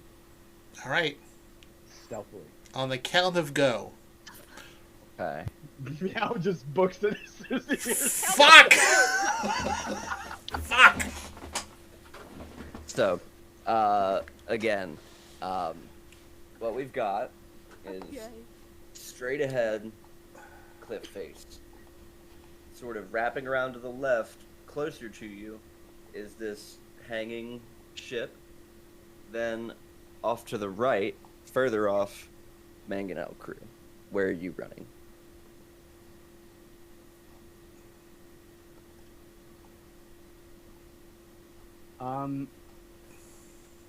Describe that to me one more time so I can imagine this in my head. Cliff wall straight ahead of you. Uh-huh. Up about 120 feet is going to be a cliff top where the nautiloid rests. Over to your right side, an equal amount, 120 feet, it's going to be a sort of cannoneering mangonel crew that is launching bombs up towards the nautiloid. On the left side of this cliff face, sort of hanging down, attached to the nautiloid, is another ship. And that's about 40 feet off the ground. When you say hanging, it's literally hanging Yes, literally hanging. There is a claw in the back of the nautiloid that is on a chain to the front of this ship, right to the bow. That's where Meow's going. It's going for that ship that's hanging. Are you going to the ship to steal it, or are you going to the ship to get up onto the back of the ship? I just needed to know where he was going. What's that? I said I just needed to know where. Yeah, I know. Yeah, Bob. What's Meow doing? He's running towards the ship that's hanging so they can climb up into the back of the boat and not be seen. The rest of you, where are you running towards? We should probably stick together. Colt would look at Ametrine and Meow, and Ametrine and Vel, and kind of give like, "Come on, let's go," and just go after him. Yeah, I'm gonna run after Meow. I'm going towards the ship because I'm pretty sure that's where the lady is sleeping. Okay. Maybe Thane, Neo, and Marie just stay there. Okay. Thane's like, all right, if that's what you want us to do, we'll hang back. You are about 40 feet beneath this ship. The only way up is to climb the cliff wall. Of course, there are a lot of natural handholds, if you wish. Can I see into the ship? No, you can see the tail end of it. You can also see basically the top deck of it. Like, I'm just wondering, how do we climb into it? So you would need to access about halfway up the front deck of it, and this is a sort of picture of what that'll look like for you guys. I'm just wondering if I can teleport into it. You could. How far can you teleport? 60 feet. Maybe wait for us to get there in case there's some bad news in there. There's no stopping Ametrine once she gets an idea in her head. Well. Yeah, wait, what the hell are you telling her to slow down for me now? I want a lot more help, okay? I'm designed to get punched in the face. So the gate that you see in the center there would be a open entrance to the bottom part of the deck. Yes. Let me try to pull and that. That is open. Okay, perfect. So there's something that I can use to fasten something to, correct? Within eyesight? Give me a little bit more to go on than that, I'm sorry. Like and such as a rope. Do you have rope? Oh, I have a rope. Yeah. Okay. Now, that being said, legendary. If you could get up to the ship itself, yeah, you could, like, tie something around the wing. You said there's a cliff face in that is hanging off of the cliff face against the wall, right? It's just a 90-degree angle straight shot. The keel is laying right against the wall. So, like, effectively, he could climb up the cliff face and then climb into the ship, assuming he doesn't fall. Yeah, you'd have to climb across the deck and fall inside. Yep, that's what Meow was planning on doing. Okay. Your teleport would also work if you got right beneath. Okay, I'm doing that. Okay. Meow, you begin your climb, hand over hand, and then just a pop as Ametrine. Boop. You're just gonna mutter under his voice. Not even that. It's kind of like the way she teleports is like it's dream physics, and so you just kind of look up, and it's like, oh yeah, she's there. Like she's always been there. It's creepy.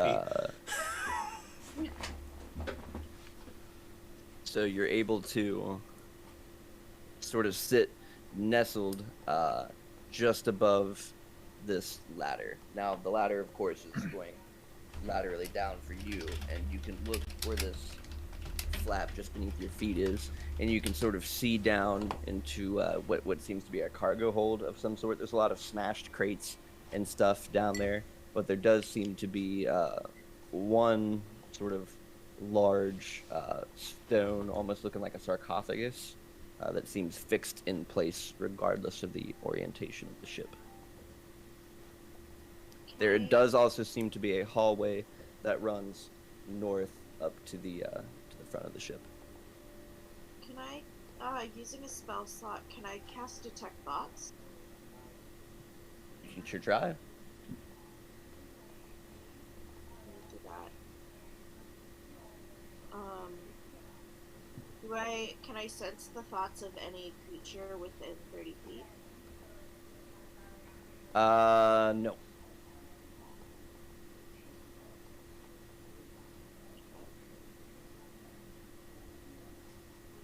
Can I go over to the sarcophagus? Can I just knock? Well, in order to do so, you're going to need to go into the ship, and then you're going to begin sliding. Unless you, like, grab hold of the wood or something. Because, again, the way that the ship is oriented versus the way that you're entering in it, and the sarcophagus being down here in the cargo hold, you would have to, like, jump down and then climb up to it. Okay. I mean, is it a far jump? Or Not too bad. Not too bad. You may even be able to catch yourself on it.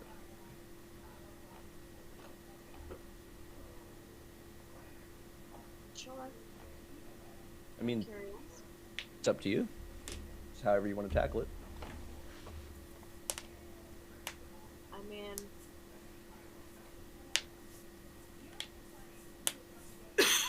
excuse me. Yeah, I'll try. I'll jump to it. Okay.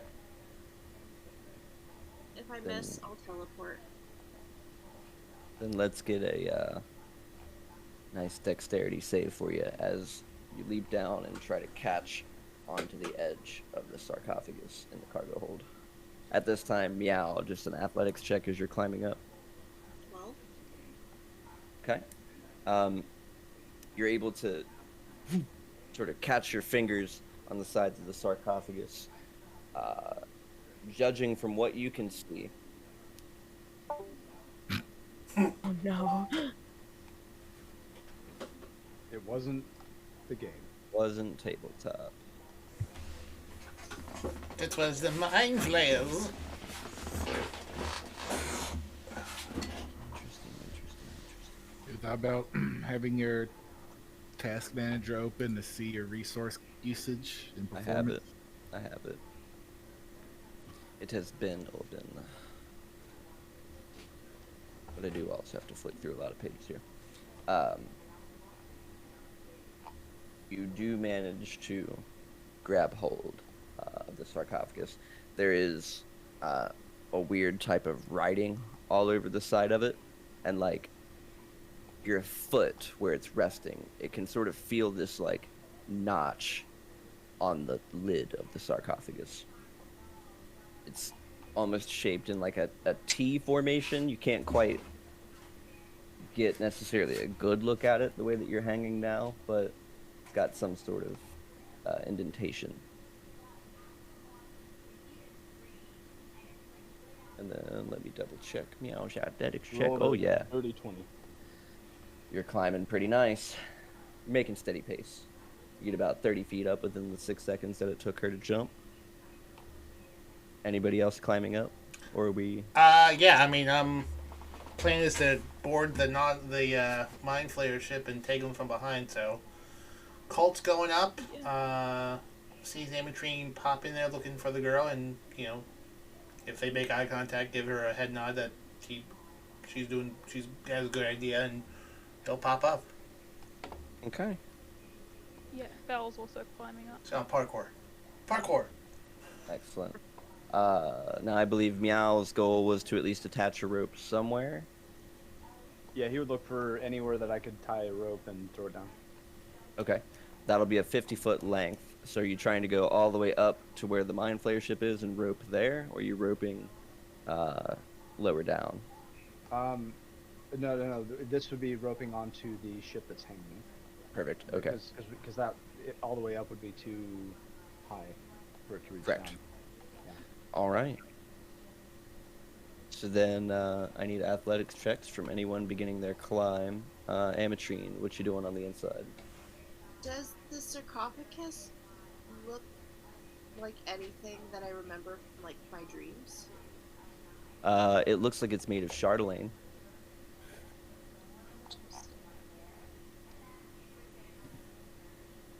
It's a 17 on my athletics. Brilliant. Can I see where it could possibly be opened? From your current vantage point, you can almost guess that whatever that notch is on the lid is most likely a keyhole of sorts. Vel's hands are a little slippery as she's trying to climb. She maybe gets about 5 feet up before sliding back down. I don't suppose I could use acrobatics to parkour up there. Boy, if there were more stuff to parkour on. Alright, fuck. 11. Hey, you know, that's not bad. You begin your climb. It's working out for you.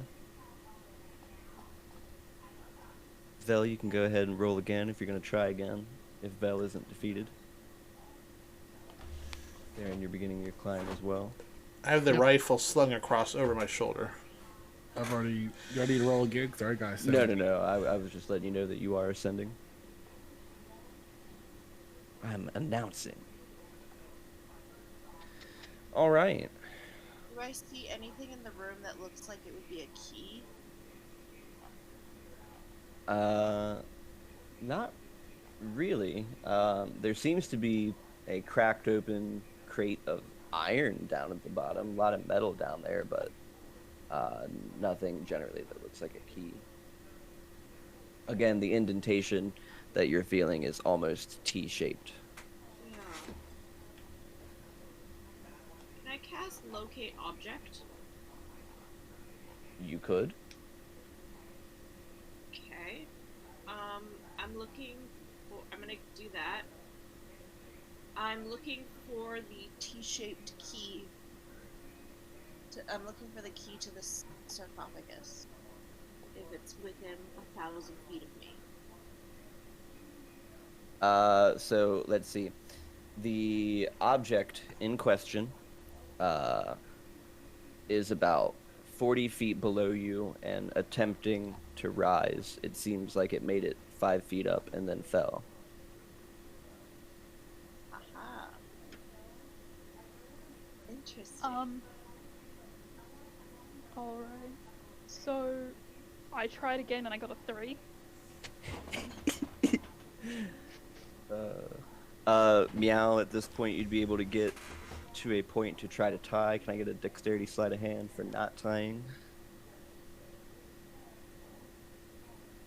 You tie it, or you could just hold it off if you're at the top. Yeah, it's a 13, and then Meow's also going to brace it as well. And hold on with his muscly arms. Brilliant. A rope coils its way down towards Javel. I'm gonna gratefully grab onto the rope. Let's try some athletics with advantage now. Okay. Can Meow also try to pull her up? Just in case. Oh, thank God, I actually got a 16. Hey, you finally dried your hands off enough to, like, start lifting your way. At this time, Ametrine, you can start sensing that this key that you're trying to locate is slowly ascending, getting closer to you. Okay, can I head into the key? Can I head towards the key's direction? Well, the key's direction, yes, would be on the outside of the ship. Or at least so, can I head towards where it's heading? Well, it's kind of heading towards you. So, I mean, you could, but it would be, like, literally maybe, like, another 10, 20 feet on the other side of the ship wall. Can I get to the other side of the wall? Can you walk through walls? Wooden walls? No. Well, you'll have to go up and around, but... Then I would like to do that. Okay.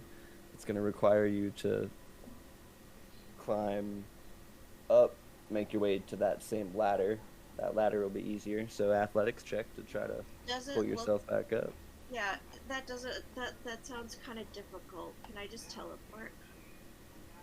You could. What you got? Misty Step, another spell slot? No, I've got my hidden paths. Alright. I have 5 of them. I've used 1.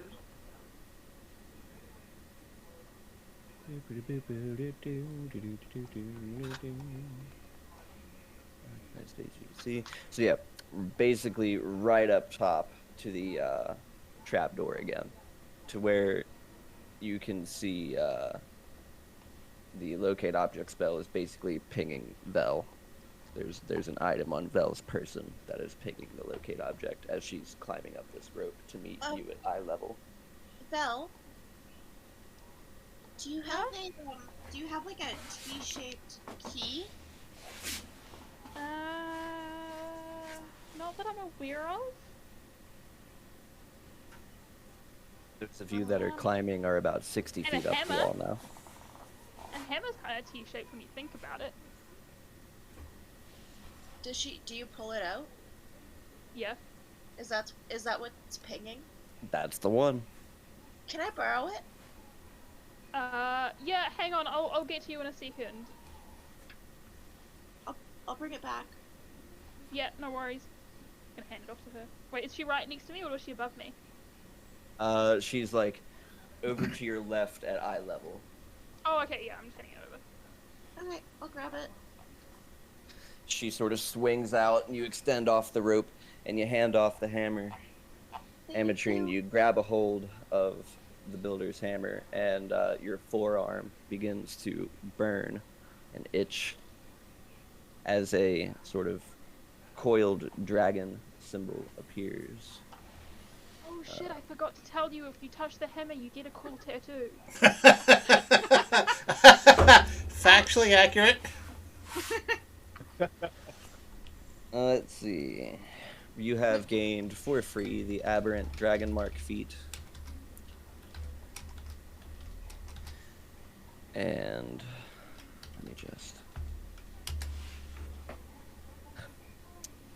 after every use of your mark, you will have horrific nightmares. Sounds familiar to Sounds somebody. about right. Bolt has that too. Yeah. No, that's normal for her. Alright, I will head back to the sarcophagus. Alright. You gonna teleport down there? You gonna try to catch it again? We'll just teleport. Okay. I'd rather not drop the key. So now you're gonna hold it with one hand and sort of reach down and attempt to slot this into place, or what you think will slot into place. Can I just get a deck?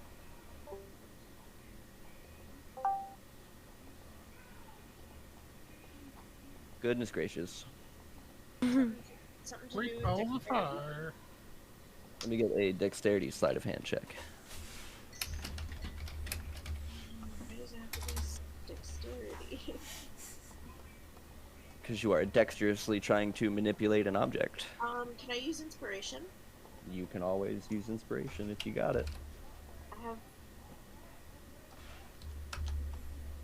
I think I haven't used any ever, so Well, you can hold 3. 3, that's 1. Can I use another? Since I didn't mention this beforehand, yes. Moving forward, I will be instating my Saturday group's home rule of 1 inspiration per check. Alright. That will take place next adventure. Alright. So, We'll take your 12. thank you. You're able to fumble it into the lock and press it down, and you hear a sort of hiss, just as some dust clears out in the sarcophagus.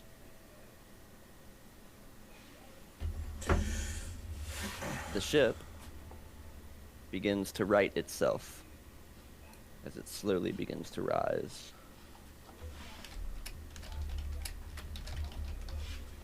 You're able to walk normally now, as the ship has slowly brought itself to be upright and level with the Mind Flayer vessel. Those of you that are climbing would just now be reaching the edge of the cliff. And sort of like looking over to your left, you can see the ship just rise up to meet you. Vel. Is Vel already at the top of the rope? She would have gotten there in order to hand that off to Amateur. Okay, Yes. I was. So, getting up to the top there, Theron wants to look over the railing of the ship to the ongoing battle to see if the ship riding itself has sparked anyone's attention. Sure has. Looks like the Saugwin have noticed you. And it seems like the cannoneers are starting to adjust their targeting. With the Mind Flayer cannoneers? These would be Saugwin cannoneers. To us? So, yeah, so Theron's going to run toward, I guess, did they go like a hold or something, or is it like a door or room, or... What, on the... Yeah, or they put the key in. The grapple ship? Okay, so that is a flat deck, and I have this here for you. Let me just pop that into general for the time being.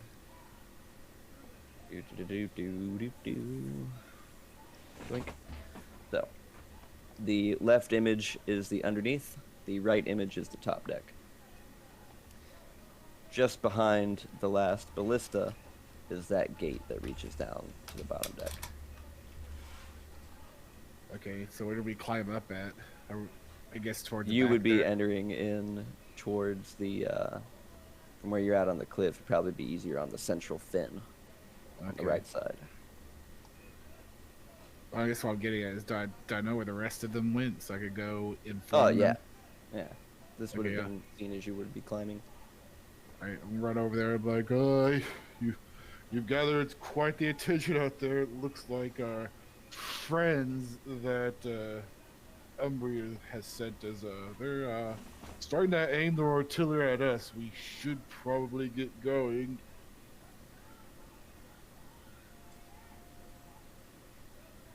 Well, I guess there's no way to check in with them if they know not to fire at us. Yeah, I was gonna ask, what about the girl? Well, is the girl on the ship, or is the girl on the other ship? Boy, there was a sarcophagus in there. Amatrine, your right side up. What do you want to do? Can I head over to the other side, like to where the sarcophagus was opening, and can I just... Hello? So the lid sort of disengaged. It's up to you to push the lid off. Yeah, no, I'll just kind of like go to the crack and like hello, and I'll slowly try to open it. Alright. As you begin easing off the lid, this like white light begins to emanate out. And as you get the lid fully off of the sarcophagus, now would be a great time to take a break. Oof. We'll be right back. And we're back. Hello. Hello? Hi. Good to see everyone. I always love surprising the players with things. I think this will be surprising. So, the ship has risen up into the air, seemingly of its own power, unbeknownst to anyone else outside. On the inside, Amatrine, a blinding white light fills your vision with a sort of hint of lavender and kind of like vanilla wafting over your nose before your eyes kind of like clear back, and it's a almost elven looking woman blonde hair, but with like black streaks going through quite a few of the strands, almost as if she had a nice Hot Topic highlight face. Sort of smeared black makeup a bit around the eyes, a bit of battle damaged kind of white and black battle raiment. And I'll see if I still have the image for that. I should. She's weakly beginning to open her eyes. Also resting beside her inside is a like golden staff that sort of two prongs off to one side, of which would also be in this photo. Let me just grab that. And as she sort of blinks, she smiles. Well, I wasn't sure which incarnation I was getting, but a pleasure to see you, Avacyn. The what? Who? Girl, who? Good to see you too. Sorry for disturbing your sleep. But You were meant to disturb my sleep, child. Well, it certainly was necessary.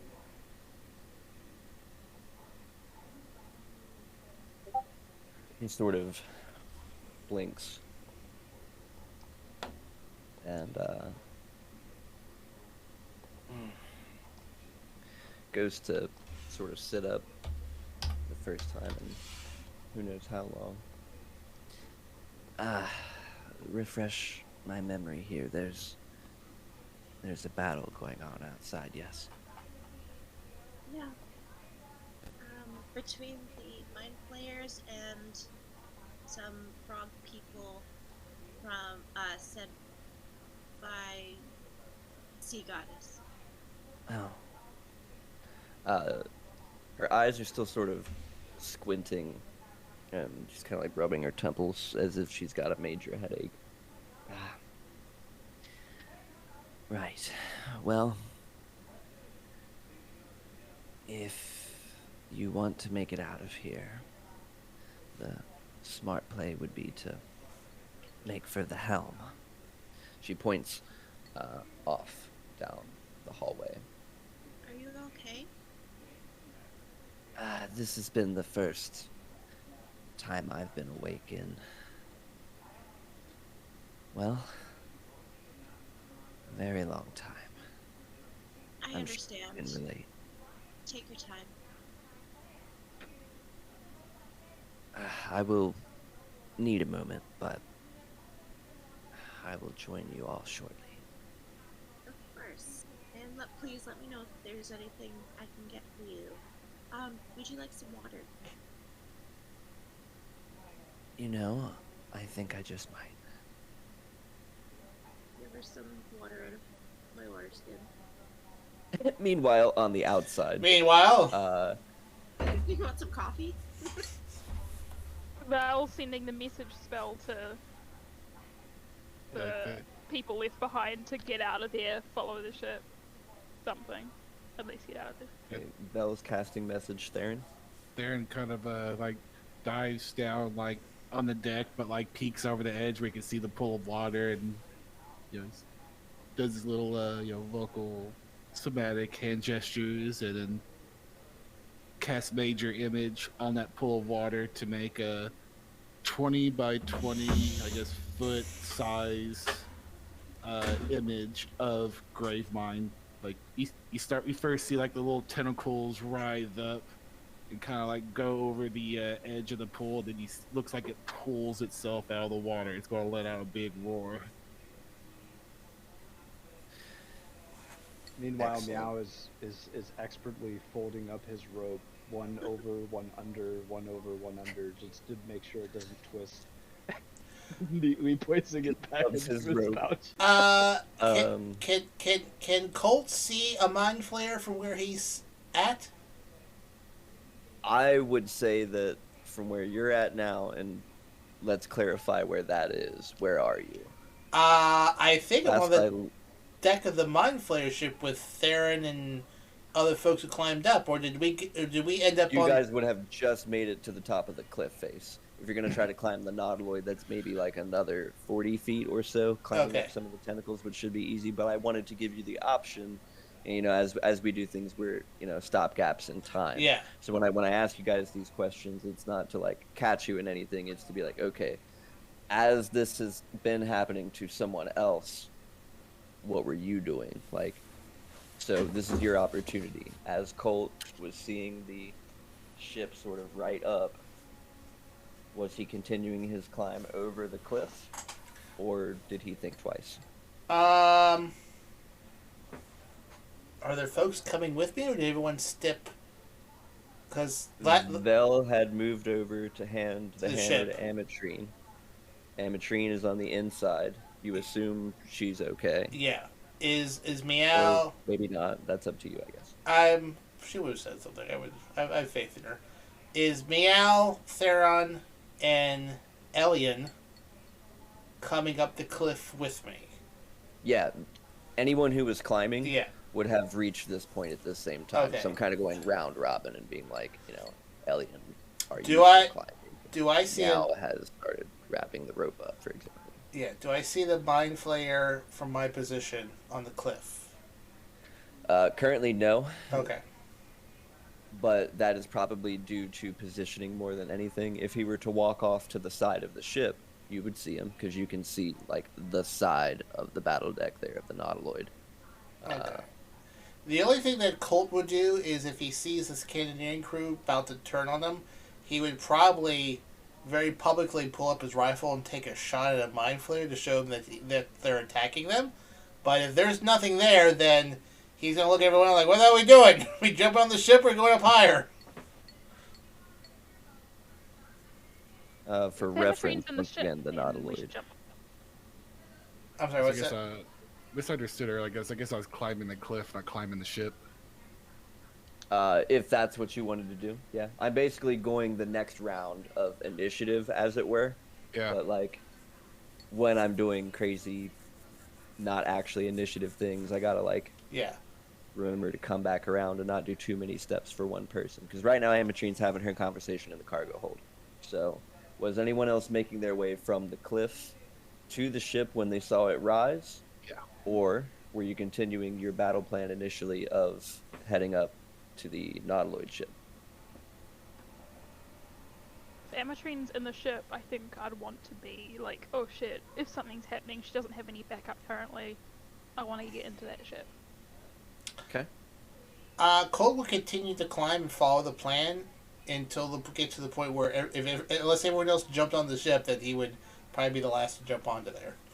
So, the plan is to attack the Mind Flayer, so he's going to keep doing that until someone says something else. Elian, you've been quiet. I feel like we've been... I'm here. I'm like on the edge of the 120-foot range of major image, so I want to climb onto the ship so I can maintain range and try to make a convincing distraction. Excellent. And that I want to circle back to. And no, I wasn't trying to call you out for being quiet. I was saying I just didn't get to finish. You've been quiet. What is Elian doing? Elian is sticking by... Yeah, everyone except for Theron climbed up the cliff, right? Theron and Vel. And yeah, okay. Amatrine. I believe Meow is coiling up rope, so he's kind of like I'm on the at ship. least, yeah. Right. I'll be following Vel underneath or into the ship. Perfect. So it looks like just Colt and you on the cliff still, unless you're moving over. Unless Colt needed something, he would have probably followed Meow up to the ship, and probably like stand around, like probably stand around, like wanting to be helpful, but not really knowing how. So if Meow has like rope for Elian to hold or something, he'll just be like looking around, like waiting patiently. Well, I would imagine at some point Colt will look over his shoulder, seeing now he's the only one on the cliff.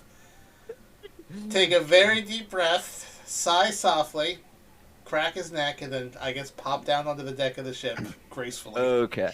All right. I'm sorry, I wasn't trying to make that a thing, but I'm noticing a lot of out of sync positioning here. Yeah. All right, I think we're in sync now. Okay. Now, I want to address the major image. I just want you to roll with me. Can you give me a performance check? I know it's not required. Yeah, sure. Rule thing. I just want to add some extra pizzazz to what you're doing, all right? All right.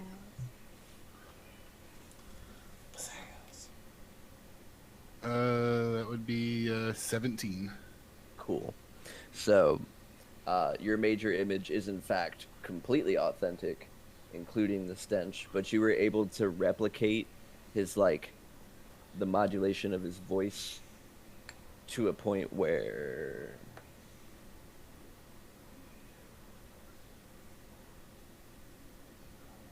the cannon, sorry, there's a lot of dudes on that thing, the cannon begins to turn its way towards the creature. They're having to reposition it now, and they had just finished positioning it before, so you bought yourself a little bit of time. Awesome. You can also hear the sort of shouting on the deck of the nautiloid begin. There seems to be a lull in that combat there. Perhaps you may have also ensnared a few of the others in the building. Complete with animated splashes as he writhes about, flying tentacles and stuff. Pretty neat. Awesome. Also, I want to give you inspiration for that because that was cool. Hey, nice. I enjoyed that. I just picked up major image today, so I wanted to use it.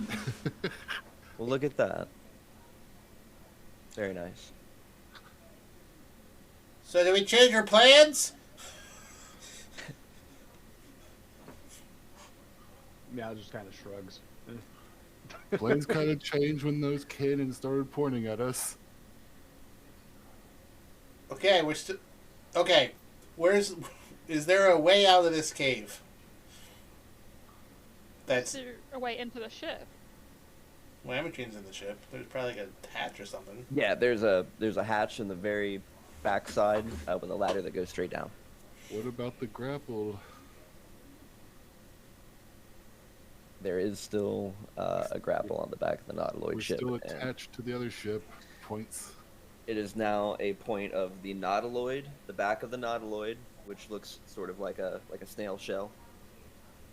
You are 10 feet on a length of chain behind it.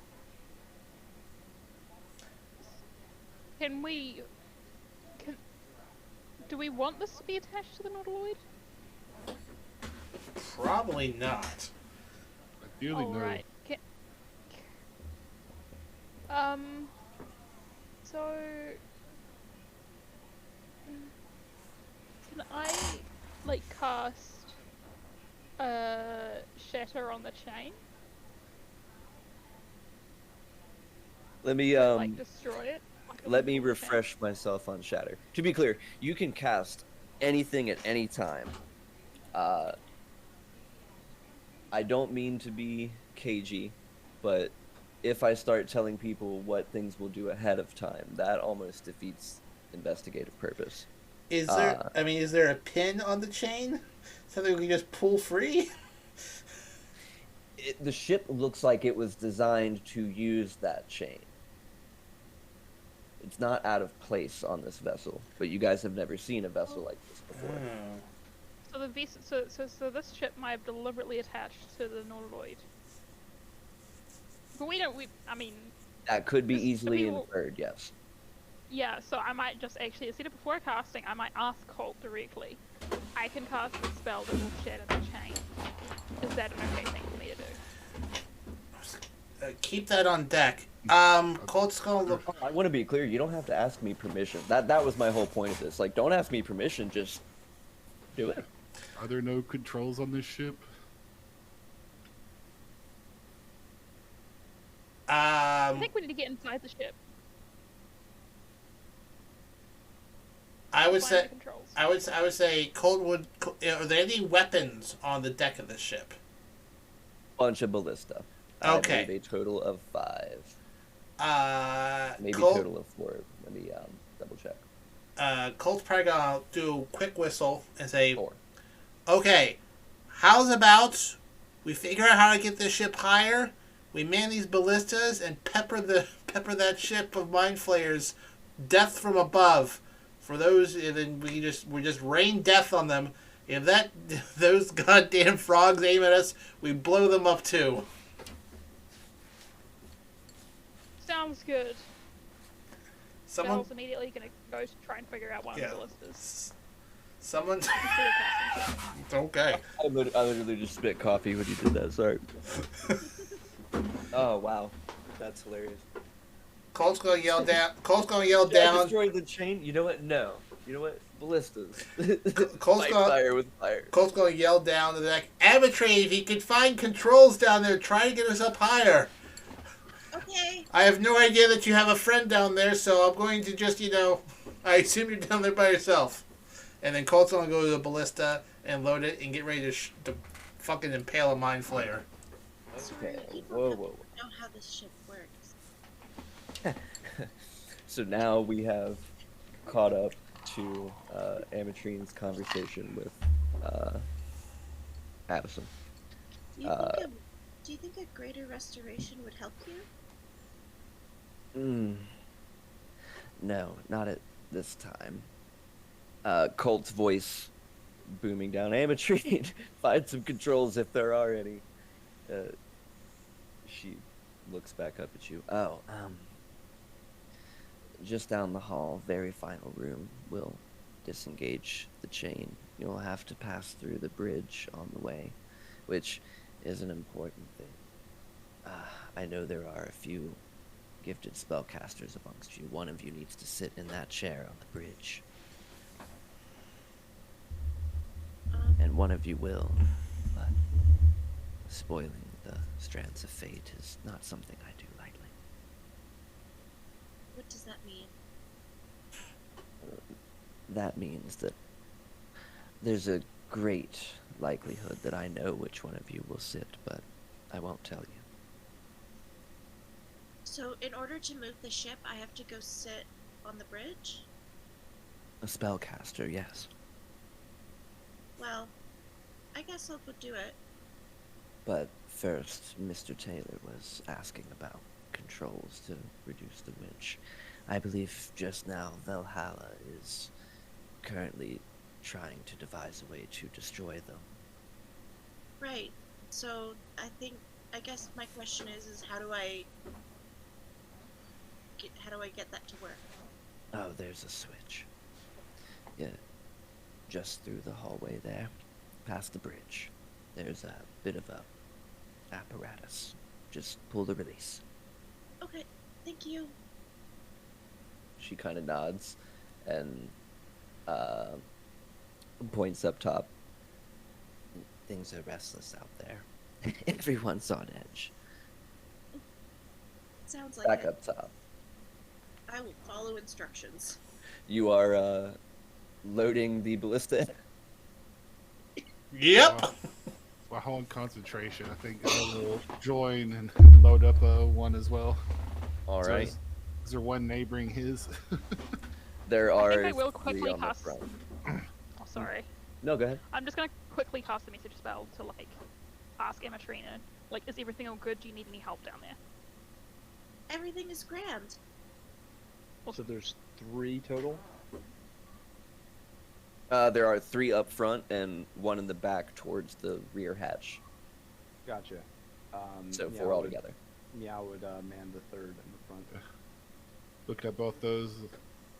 Excellent idea, Colt. Lads, let's give them hell. Okay. It will take 1 action to load, 1 action to aim, and 1 action to fire. Cool. So in total, 3 rounds. 18 seconds. How much damage do these look like these things do? 3d10.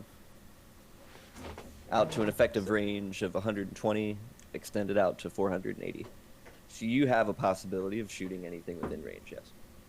But Colt, this is your idea. Call out a target and I'll focus on them.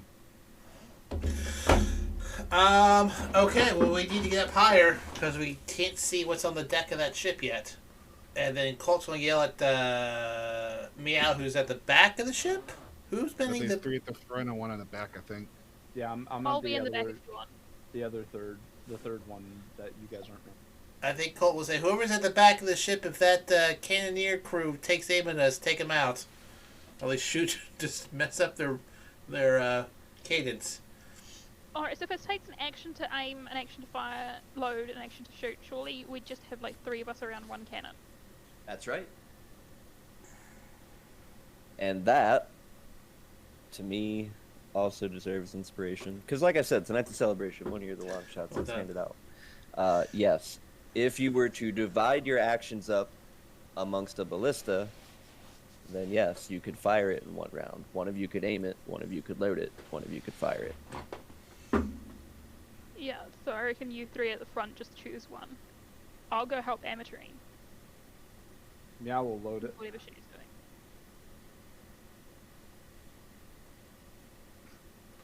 doing. What skill does it take to fire? Like, is there proficiencies for it? There is not, but it has a flat +6 to hit. Okay. Alien. Yes. The dulcet voice of Alias. Let me put a peg in. There is not. I do not know if there is a way. I know that you can be proficient with vehicles. Perhaps maybe that could be factored in. I will admit I could be wrong. I will look into that because I'm interested, so I'm making a note. I'm sorry, go ahead. What long range spells do you have? There, Wait, sorry, repeat that.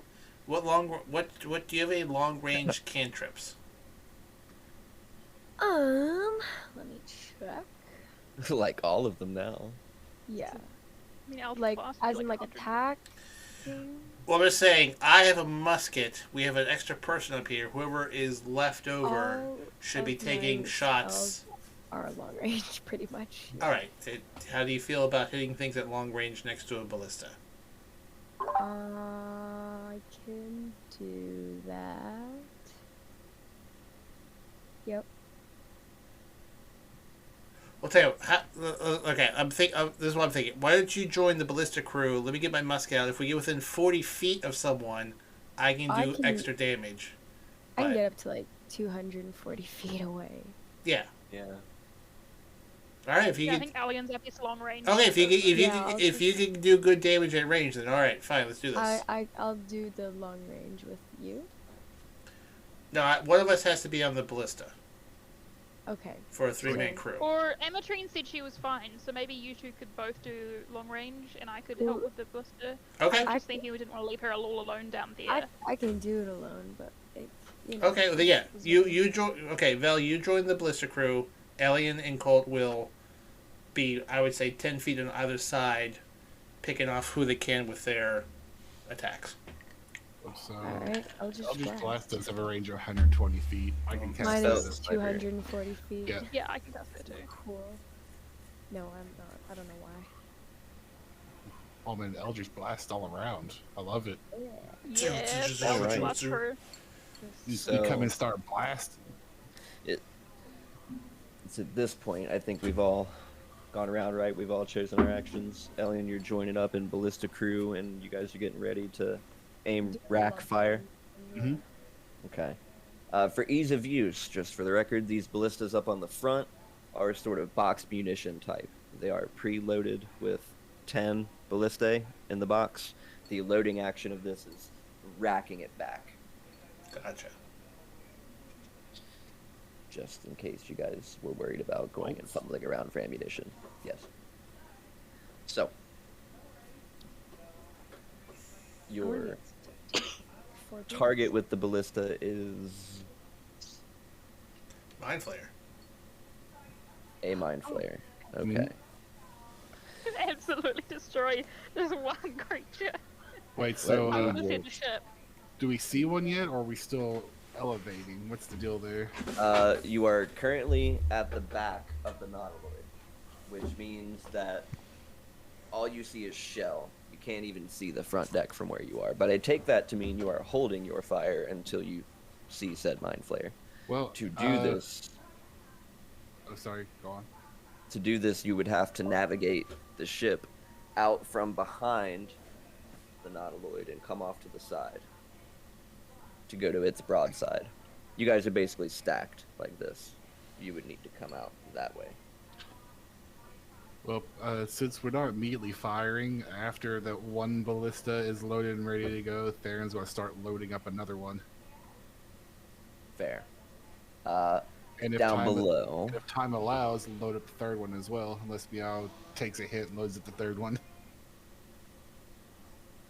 Come on, Meow. Let's get a good burst of ballista doom on these demons. Amatrina, quick jaunt down the hallway and about 60 feet through a door that looked like it had been like busted in is a series of like what seemed to be sort of comfy couch armchair style chairs, but one chair right in the center seems to have this network of like blue almost cabling in a way connected to a chair that's got this large red ruby at the top. The chair itself is seemingly made of chatelaine, that same sort of material. You assume this to be the helm of the ship. Just beyond this is an open doorway to where you can see like the gear mechanism that would wind up the chain, to which that there is like 2 levers just on a control console, maybe about 15 feet past the spell jamming helm. Okay, I will head towards there and I will attempt to try to ungrapple. Okay. There are 2 levers, one on the left, one on the right. The one on the right is all the way back. The one on the left is all the way forward. I will switch them. In what order? Or at the same time? At the same time. Okay. With one switch flick, the claws disengage and the chain begins to, sort of slam its way down, and she thrusts the right stick forward and the chain begins to slink its way back. There's a bit of a lurch in the ship, but it stays aloft. Interesting. Excuse me, ma'am? How do I get this ship to go up?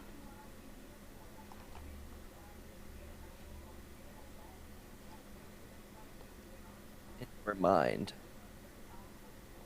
you can feel this sort of soothing presence, and it directs you to sort of look towards that chair. Okay, I will follow instructions.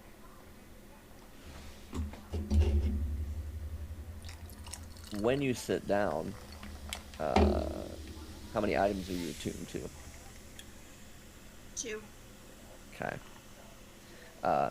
There are 2 sort of spell glyphs, one on each arm of this large sort of throne type chair. Placing your hand over both of these, a sort of very pins and needles feeling overtakes your body, and you start losing feeling. Your eyes kind of like glaze over with static for a second. It goes white, and a scrawling of text comes across your vision. It's asking your preferred language out of all of your languages that you can speak. Primordial. Okay. It asks if you would like to accept.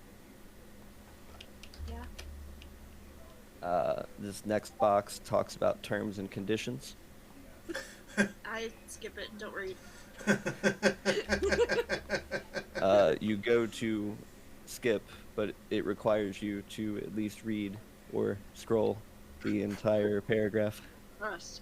Shit. Just keep scrolling. Right to the bottom. Done. Okay. You've moved on to the next one. All my private information. It's asking you to register your ship. It has been registered previously under the name Jaws, Risk Runner, Kingfisher, or you can also enter a new ID. Okay, I'll put my name in.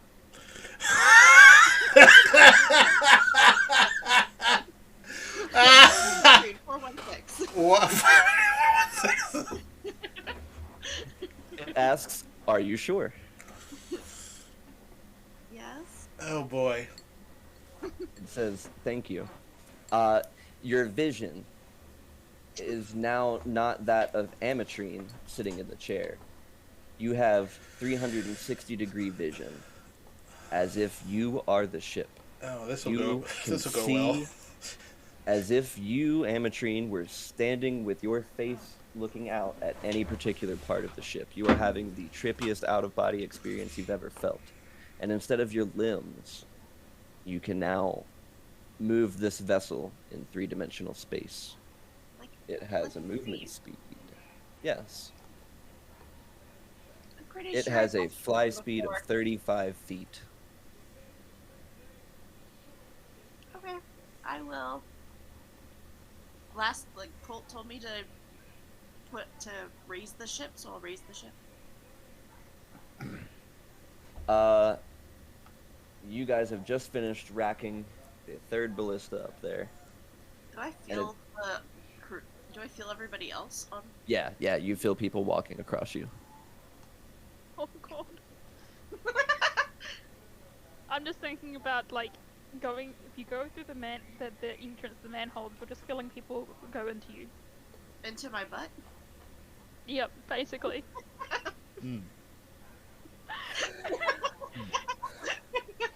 Sorry. I'm reminded of that South Park episode of Lemmy Winks.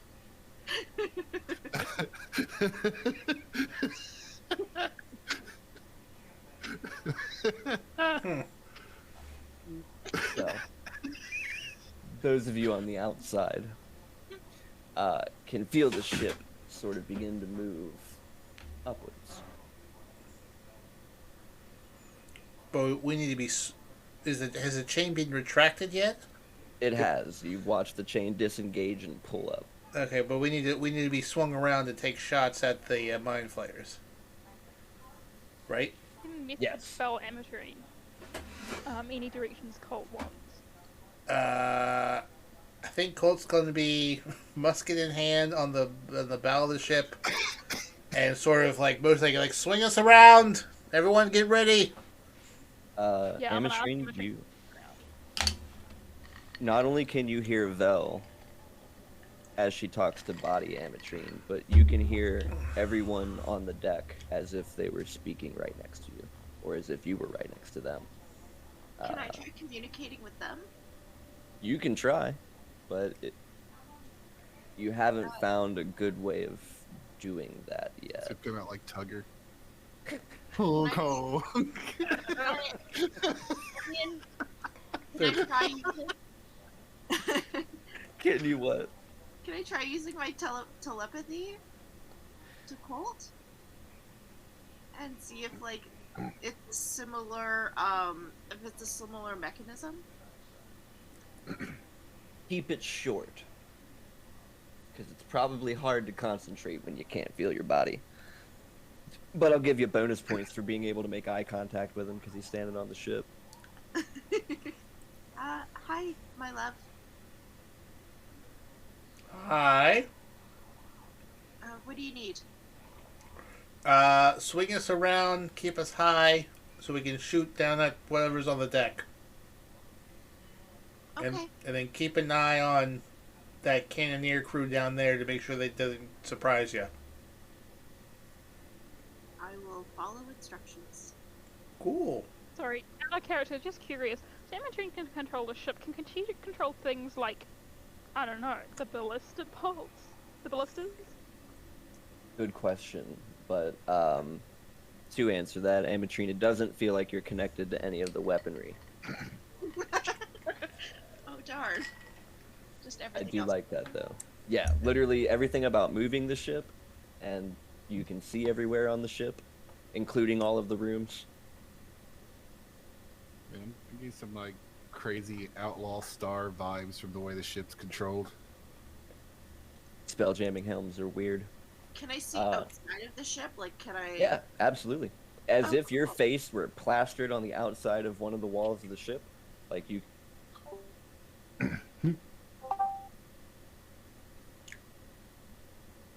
You have 360-degree vision. Awesome. All right, I will get them into the spot that they need. Okay. All 3 ballista are armed. Is everyone taking one? Yes. I think we should pair up if we can, because there's still 2 actions left for every single ballista. So Colt and I, Meow and Theron, to aim and fire, I think would probably be the best idea. Correct me if I'm wrong. Could theoretically Ametrine position the ship to where she could technically aim it if the ballista's position with relation to the ship is static? I mean, yeah. In a way. Mitigating the action needed to aim it? Yeah, in my mind, the aiming of the ballista is not the fine-tuning of the target. It's physically, like, moving it compass direction-wise, like north, south, east, west. So if you're asking, like, is it going to take the action if it's already faced north if the target is north? No. I would not count that as aiming. It's already pointing north. Okay. So we've got... They're already all pre-aimed then? Yes. Yeah, so... Awesome. So 3 folks at each of the ballista, Colt with a rifle, and then I guess Alien with a spell. We get an open barrage of 5 to pepper any Mind Flayers. Yes. How far away are we from the deck? Like, how many feet? Roughly. Like, is it out of Colt's range? I mean, when you guys are going to be flipping around, the front of your ship, the Ametrine 416, is going to be about 10 feet away to the broad side of this nautiloid. So when you swing across, that's going to be a big fucking surprise to these guys. Alright, awesome. Colt's going to be on the bow with a rifle. Bonus action, steady aim. I like the ending of Jaws. See you in hell, you son of a bitch. Hello, boys! I did try to name the ship Jaws. It was one of the things. Alright. So, okay. You're going to flip around. And it's right about the time that you cross the deck that the Sagwin and the Intellect Devourers are having sort of their scuffle, and a Mind Flayer is like just casting a spell towards the other group that sort of goes off like a thunder wave, and he looks over to his right and just eyes widen. I guess now would be an appropriate time to fire said ballista and or anything else you guys got. I'll give you one good salvo here to see what we do. Fire! Fire! What's each of us rolling? D20 plus 6. I assume I am within 40 feet of said Mind Flayer? Yes. Okay. Yes. Can I get a nat 20? Ooh. Oh my god, you crewed the ballista. God. My inspiration to re-roll it. Yeah, absolutely. I'm gonna use inspiration to reroll that. I got a 21. A 5 and a 2. Fuck off. It's 3d10, wasn't it? Or was it more? I believe it was 3d10. There we are. I'm gonna use a second inspiration if possible. Yes, 3d10 piercing. You are able to, yep, because next session we'll take up our... Except for fucking Meow, he's about to roll a 60-10. Right, I got 25. 23. Oh, ouch. I got 21 to hit. Obliterate this one Mind Flayer. So immediately crossing the bow, Meow just braces. And this pierces the Mind Flayer, like, right in the upper torso, and sort of, like, halfway pins him to the deck. Dealing 36 whole piercing damage. Good job, sir. Nice. Wait, sorry, how many d10 do we roll? 3d10. Oh, I was about to roll d6 And so for some reason. the Mind Flayer that Meow hit's still up, I'm assuming. So I will take fire and I will do 10 damage.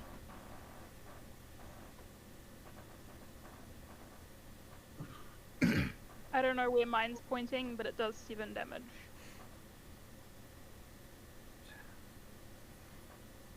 I'm aiming at the Mind Flayer. I did 37 points. If it's still Elian, alive. you were also on the attack brigade there. Are you launching some Eldritch Blasts at our friend? Yep, I will do 3 Eldritch Blasts because I realize I have 3 shots. Jesus. That's all I got. That's all I got, and I can keep doing it. I so, know. I'm why just not, like right? you could be sitting from the back of the ship, just like Yeah, I'm just gonna sit there, crisscross applesauce. We sit at the crow's nest. I imagine you're doing like finger guns, just Yeah.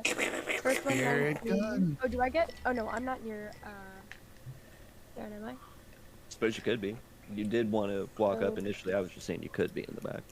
Do I get 5 plus 5 is basically my question. For saves, not to Oh, hit. right, that's right. Sorry about that. No, Okay, you're okay. so 19, 11, and 17.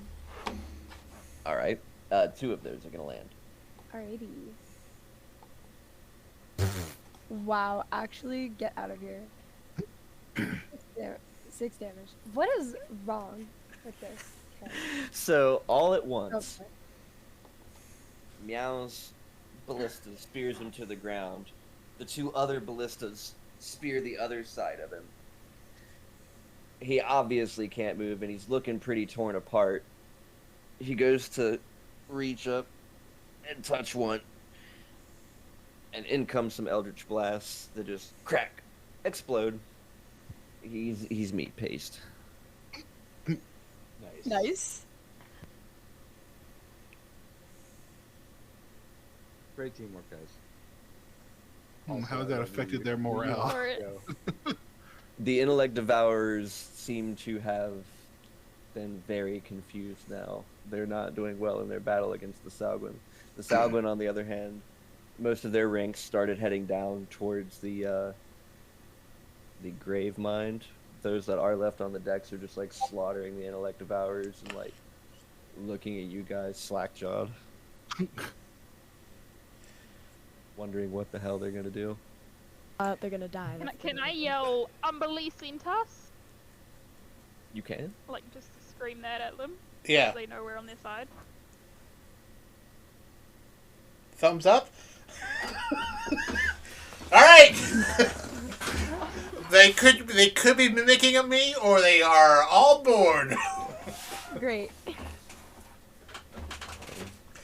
All right. With the thumbs up, he looks at his friends. They just like start laughing and thumbs upping each other. Like goofy human hand sign. Basically, yeah. Human hand gestures are so strange. I mean, do we want to board Now we're this? gonna kill you. Do we want to board this ship, or want to get the hell out of here? I'm We wondering. can get out of here. They've got it. I mean, Let's I'm leave. wondering if we should destroy the nautiloid since it could be full of Mind Flayer babies. Mind Flayer babies. I mean, these frog people seem to have it pretty sorted. Did Umberly request that we help destroy these Mind Flayers? Yeah. I don't think we want us the sea bitch to be on our bad side. Well, yes, that is That's a their good point. informal name. Well, do we want? Should we spend? Should we? drag the nautiloid off of the cliff with the with our little crane thingy and just drop it? Just pull it off so it crashes to the ground? Yeah.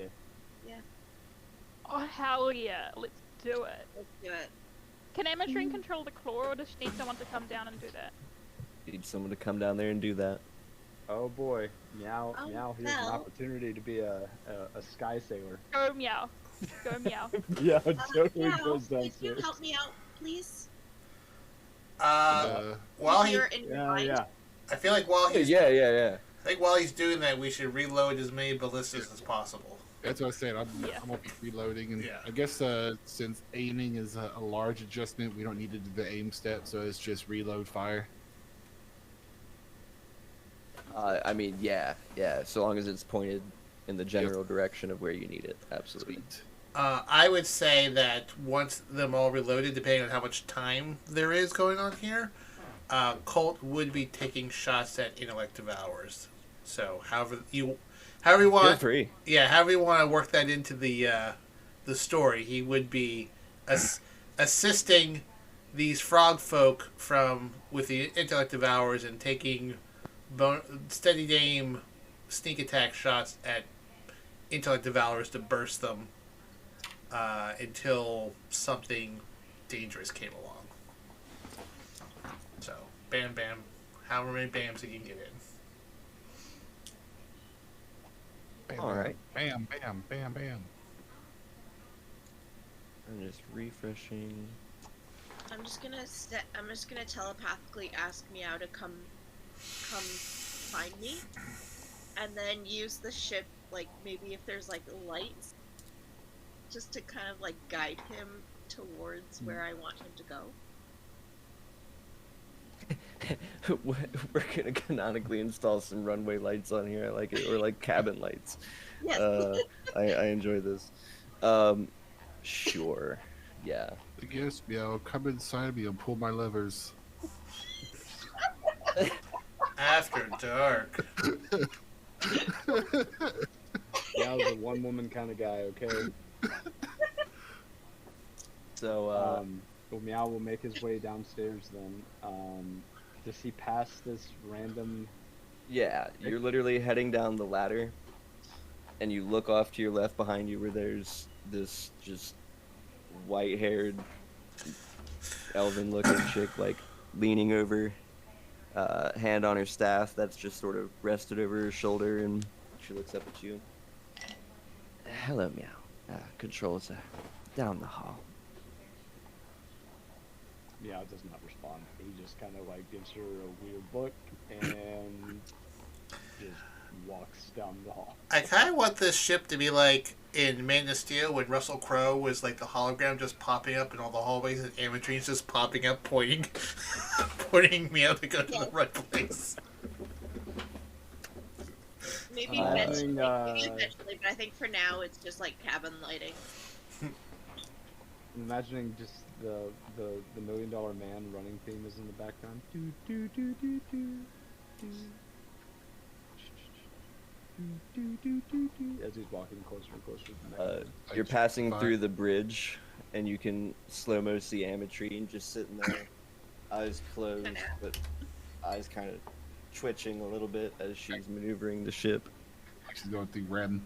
Yeah, basically REM. That was getting more and more uncomfortable the further it goes. You reach up to the controls there, and again, there's two levers on the right-hand side, all the way forward engaged. The left one all the way back. It seemed to work if you just did it at the same. If you just switched them at the same time. Yeah, does that enthusiastically. When you do, you hear a sort of clank unlocking the chain, and then when you sling that other lever forward, a sort of view glass pops up from directly like in front of the controls, and a sort of industrial trigger, like a squeezer, like pops out of the handle. It fits nicely into your hand. You are aiming this particular thing. When you're ready, pull the trigger and roll a 20 with a +6 to hit.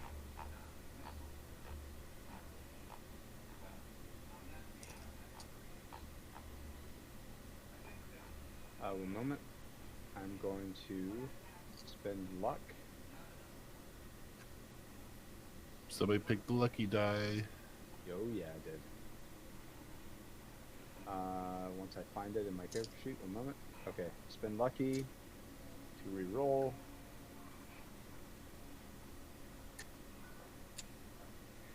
Do it again. I rolled worse.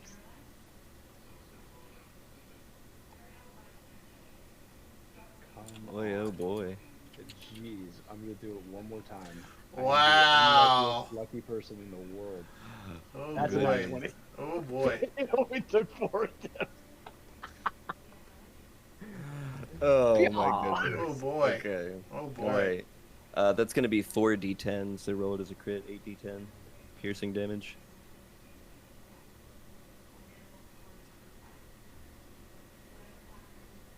$21. Okay. sort of goes to latch on, and it does indeed latch right on to the back of that ship. The chain was extended all the way out at 10 feet. What do you do now? Yeah, I was gonna yell. How do I pull it back? I'm assuming Amatrin. But now he's wondering if Amatrin can even answer. Do I know the answer? You do. You would know the form and function of the ship being connected to it, yeah. The right lever controls the chain. Right lever going forward would start the train retracting back. The right one. Not the wrong one, but not the. Yeah, I was slightly confused, but he heard right, so he just cranks that bitch forward and just goes. Let's go. Just all the way forward, just like as enthusiastically as possible. The Ametrine 416 doesn't move, but the chain begins to ting, ting, ting, ting, ting, ting, ting, and starts dragging this nautiloid about 10 feet off the cliff. Do we get another shot of the ballistas in before it gets dragged off? So you're dragging the keel over the side of it. They're starting to tip and are going to begin to fall. You can absolutely get some more shots in as they begin to fall to their death. Hell yeah. Meow, just be prepared to release the grapple. We don't want to be dragged down with it. Are we also killing a bunch of frog people in the process? Yep. Okie dokie. What's a couple frogs? Yeah. See which one. So take aim at one of the, I guess, intellect devourers with a 23 to hit. Yeah. 10 damage. Yeah. It didn't like that. Are there any speakers on this ship? Like, could I announce to the There are not. Move back. No, this is your cap. Oh, I got a 17. Plus 6 was it to hit? Yep. Yes. One of the intellect devourers, and then was it 3d10? Mm-hmm. All right. When we get all of our attack rolls in, if you guys go to your sheets, go to the extras page, you can add a vehicle. This is called a lamprey ship. It's Lampray.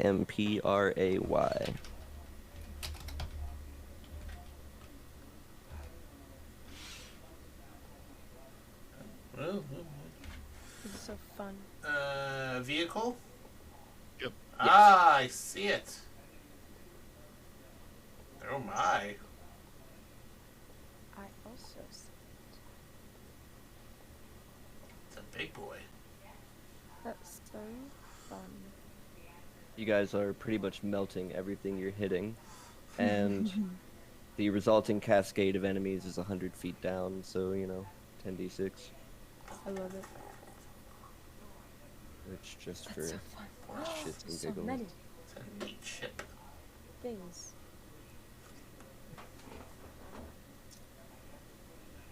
Oh, no, I don't know how much time has passed, but my major image only lasts for 10 minutes. Hasn't even been that as far as I'm concerned. I would say at least a maximum of about 3, 4. I'll be right back. So, the nautiloid begins to fold over the side of the cliff, tumbling down, tentacles flopping just behind it, and as it crashes down below with a mighty thud, dust clouds kicking everywhere, tentacles flopping, carnage ensuing. Oh, doggy. Puppy. The entire attacking force and anyone who was on that has now been thoroughly dealt with. You believe. Also, Meow expertly released the left lever at the exact right time. Along with a layer. Just so we're all clear that we didn't go down. Is that Cannoneer crew taking aim at us? They would have been crushed in the ensuing. Oh, I see. Nautiloid fall. Okay. Well, I think. Your Wizard of Ozdom. So is there anyone left to attack? Nope. You guys are. We should pick up Thane and Neo and. They might have swum out by now. Can I try and send a message spell to Marie? Like, hey, where are you guys at? You alright? It's within 120 feet. They would be out of range by this point. Who am I kidding? Thought so. Thane didn't listen to you guys. He stayed. You can see Thane. I'm gonna message Thane, try and message spell Thane. Thane, where's Marie and Neo? He kind of goes, hold on. He gestures the two of them up. They're like just hiding on the edge. Awesome. We're picking you up. Oh, sweet. Like poking out of the grave mind's mouth. Yeah. Is this ship that we pulled? Is it just shattered? Yes. Okay. There's no point or possibility of picking through it for anything valuable. It's just sticks and flesh and blah. It's gonna be very nasty and very hard to find something good in there without a considerable amount of time taken to clear away the rubble. I don't think it's worth the time. Yeah. I'm gonna ask Amatrine the ship, hey, can we go swing by and pick up the rest of our friends? Sure. Does the ship have any like beaming energy? Like, can I beam them up? It does not, but it does seem to operate by the same principles as normal ships. It has a keel. It's perfectly capable of landing in water. Alright, I'll go pick them up. I also want to check in on Avacyn. Let me double check. See what she's doing. She is chilling. Do you need any more water? Like. Yeah, it can float on water. Okay, gotcha. Anyway, I'm sorry. What did you say? Do you need any more water? How are you doing? Do you want a snack? I'm feeling better now that I'm not maintaining the levitation on the ship. Thank you for taking over. Of course. Now then, we're going to need to get out of here. Once you pick up Marie and Thane and Tom Anderson, we will rendezvous with your friends. Sounds good. Thank you so much for your help. Don't thank me yet. There's still much to do. But it is I who should be thanking you. Each of you. When they're not scared of me. Why would they be scared of you? Well, Meow is intimidated, but that's okay. He's afraid of a lot of things. Indeed. Has he told you about snakes? No. Exactly. Snake? Snake. I want to like keep gossiping with Avacyn for a while. Alright. I feel like someone's gonna head down to like check on Amatrine at some point, be it Colt or Val or Thane. Just catch her gossiping with a random person. I think Colt will go down there at some point. That like, oh, Probably Val right behind. hello, hi. I think I'm still connected to the machine, so. Oh, hi. Are you okay, Amatrine? Everything's great. You're technically now flying. Everything. Tell her that. Well, I mean, saying that I'm very proud of her. She's overcome a big thing. Slowly making its way down to the water where it touches down nice and light as she's backing it up towards. The Chardonnay is lovely. I quite enjoy it. I kind of feel like I'm dreaming. And who is this person behind us somewhat, I imagine? Oh, that's the sleeping lady. Right. Well, I guess she's not The one that you... anymore. Sorry, what was your name again? He's gone. What was your name again? Avacyn. That's Avacyn. Faith? Yeah. Hi, Avacyn? I'm Val. It's nice to meet you. Hold out my hand to shake. She grasps yours just sort of tenderly and clasps it with the other hand. It is very nice to finally meet you. So what's your deal? Why are you asleep on this ship?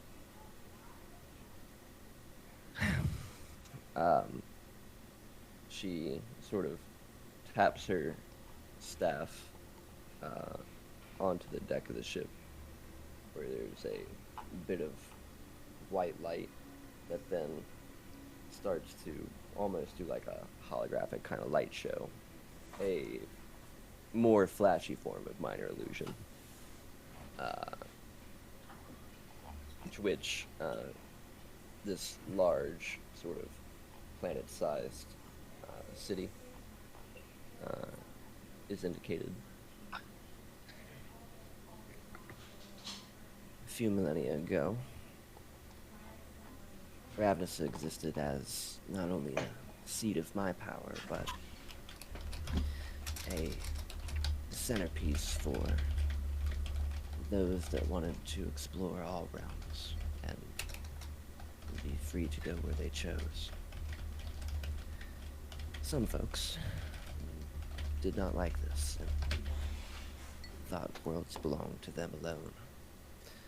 This illustration of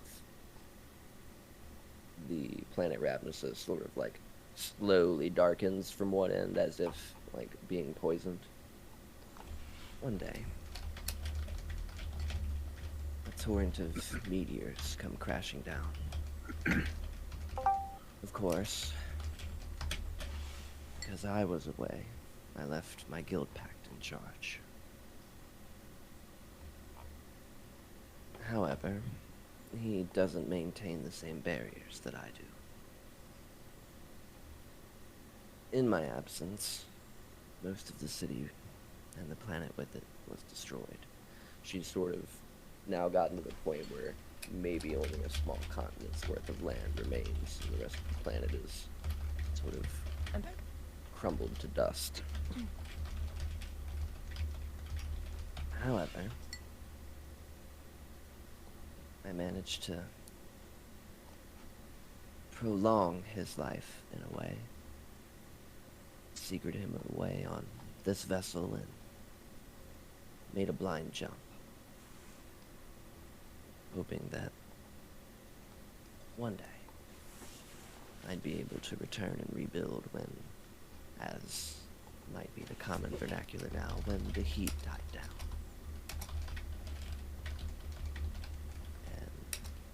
You are the folks that will do that for me. Hopefully I've answered your questions concisely. It's confusing. I've met you before, but I haven't met you. And we're doing this now, but we've already done this before. And we will do this again. She sort of shakes her head and...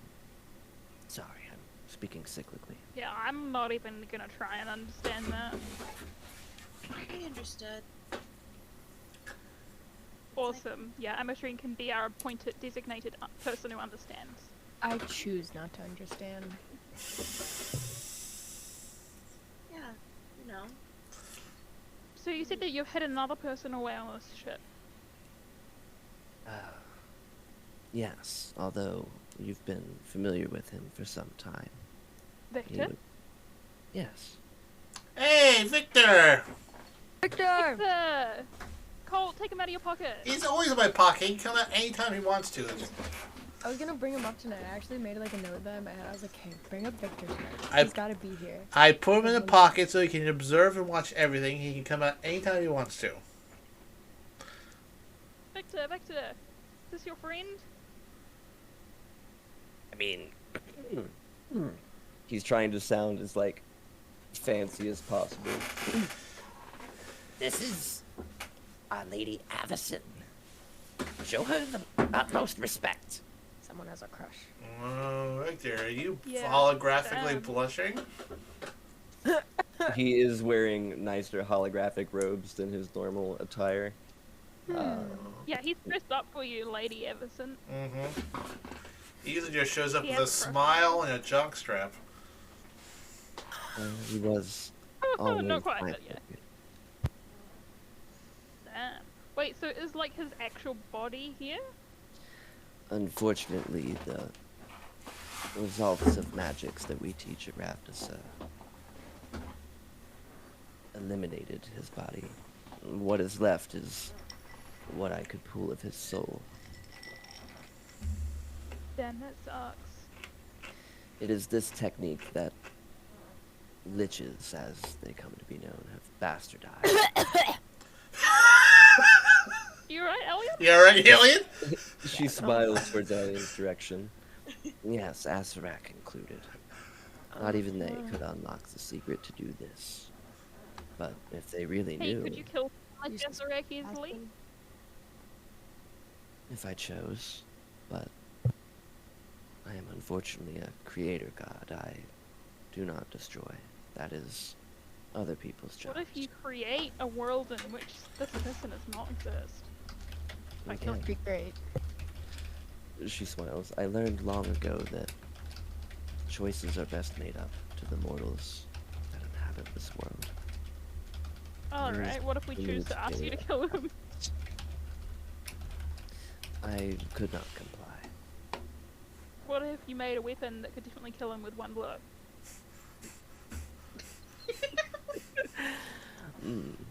I see where your head's going. You kill vampires? I created vampires. How, Ooh, I thought hate two you that for deserve that. death. Yeah. Sorry, I don't hate you for that. I'm Well, sorry. I know we were let supposed to me share respect, rephrase, but like, why would you do that? I created the possibility for vampires. Why? Everything has a choice, and everyone has a choice.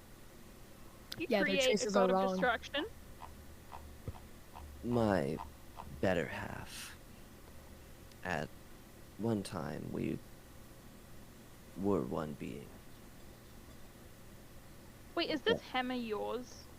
And I point to the hammer Avatrin has. Originally. Oh, do you want it back? Well, I was. She sort of holds her hand back. No. Oh, good. I don't think I'll be needing that. So wait, you say you can kill vampires? I could. Do you want to kill But a I vampire? But would you?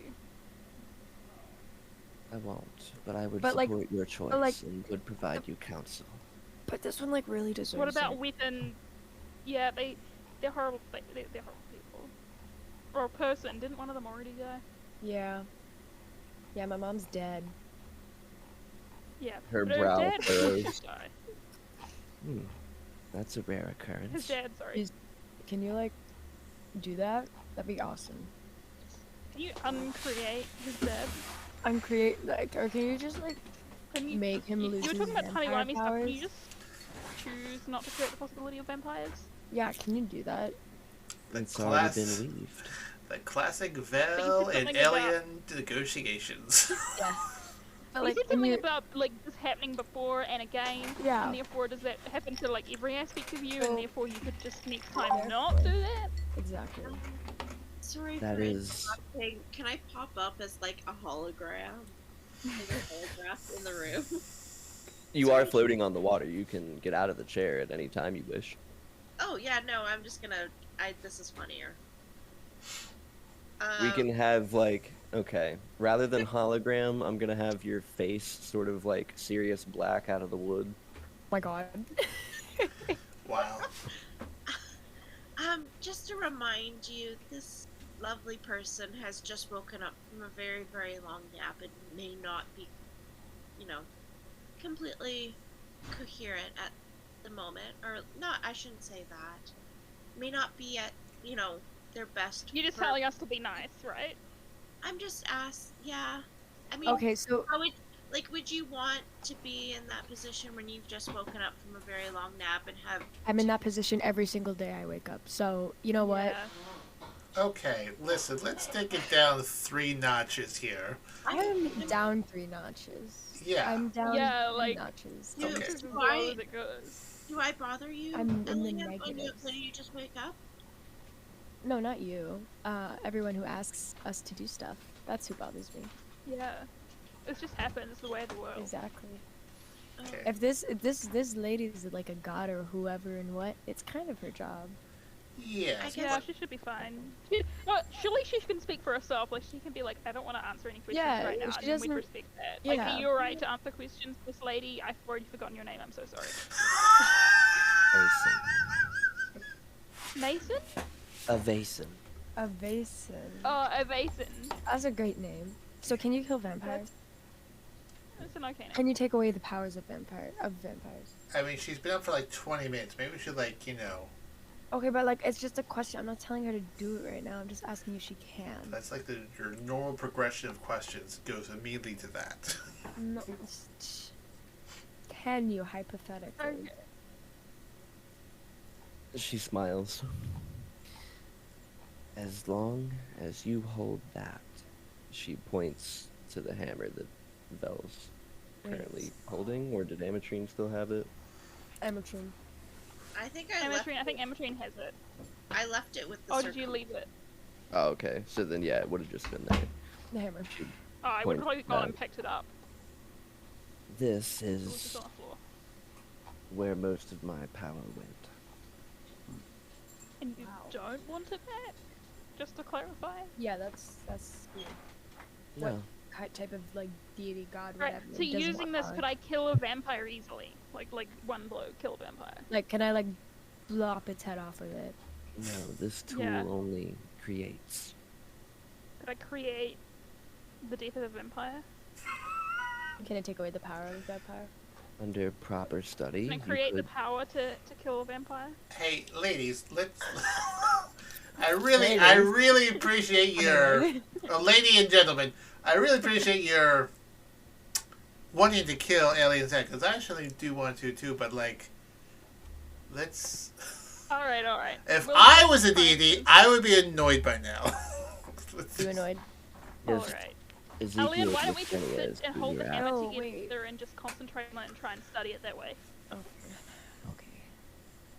Just do some meditation exercises. If you can help me restore Ravnica to its rightful place in realm space, I will teach you the ways of soul magic. The original form of the weave before it was broken. And all of realm spaces were separated. She points to the tattoos that those of you have. That is but a taste of the things that you can do. Surely you've heard of... I mostly just summon bugs with it and put myself in... Wait a minute. Is it that when you touch the hammer you get the dragon mark, or when you attune to it? When you touch it. Okay, well, because me and Vel sat on the floor and we're touching the hammer. And I don't think I was thinking... Well, if you touched it and you ain't walking it back, you have aberrant dragon mark now. I, for some reason, thought Elias already had a tattoo, sorry. No, I didn't. I didn't have one. So long. I was the one person I thought who of that and I didn't was like, touch nah, she's part of, like, yeah, I was like, surely she's got one. I totally forgot about that too, and I'm like, yep, let's sit down and touch it. And I was like, wait a minute. Well, continue.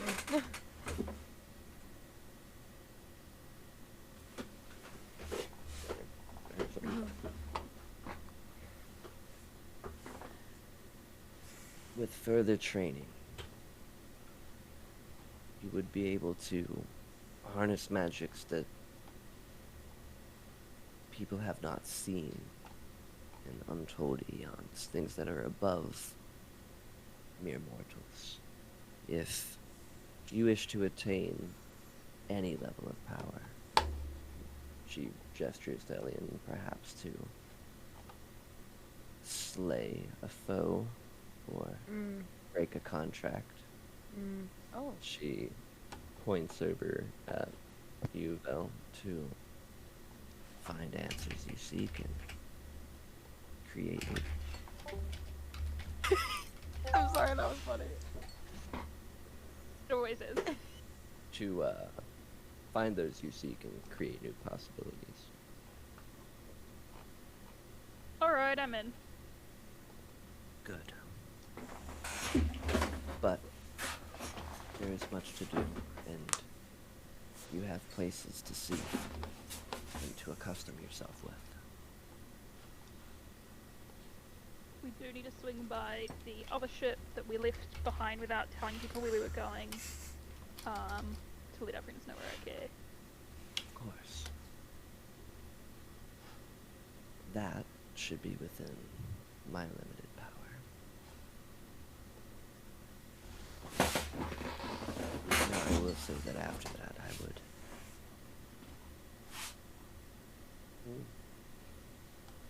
Cat sounded like an ambulance. Jeez. Oh, damn. That was my very God. strange. That took me right out of the pocket. Girls. They're being funny. I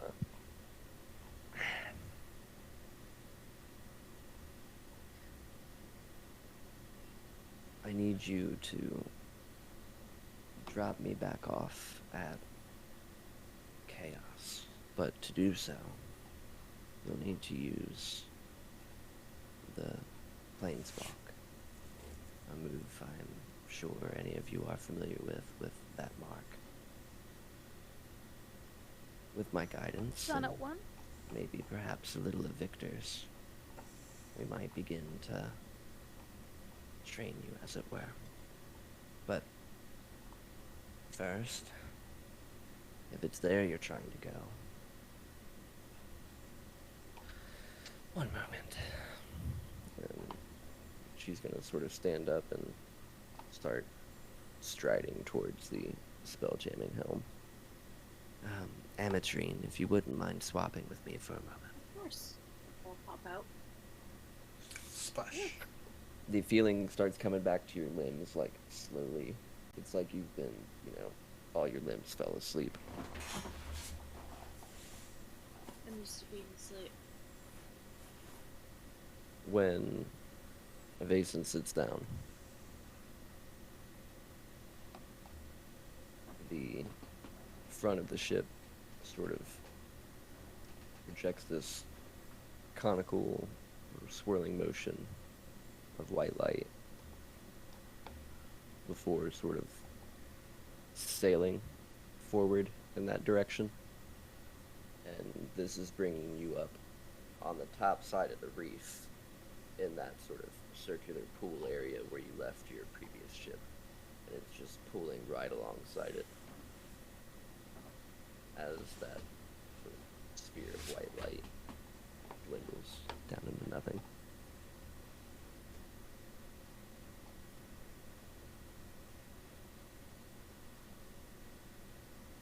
Avacyn's gonna pass out on the floor after that when she's out of the chair, but you have been taken from your underwater prison. Oh gosh. Can I check her over? Like, is she, like, okay? Yeah, she's fine. Vitals are fine. She's just quite exhausted. Could a greater restoration or some sort of healing spell help her? Sure. Alright, I will give her a greater restoration. Excellent. Just pull that out. This is another Pull this 100 out. gold of diamond dust. Phew! I think we got one left. Dime bags of diamond dust. Alright, she's at level 4 exhaustion.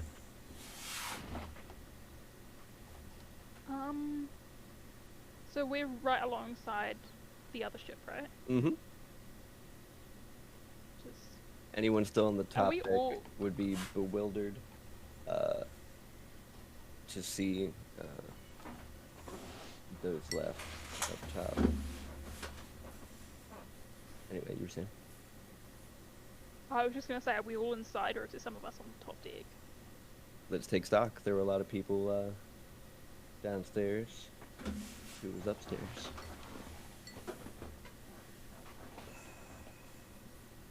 Well, I came down. Down with the sickness it is. Obviously down. Yeah, I was working the crane, so he would be down. I'm hanging out with the lady. So Ellie came down for. Yeah, and Elliot. I'm with Vel and the hammer. Staring up on top, take his helmet off. We find out he has luscious, long blonde hair like Fabio, just flying in the wind. It would fit with the Nord. I am finally at home.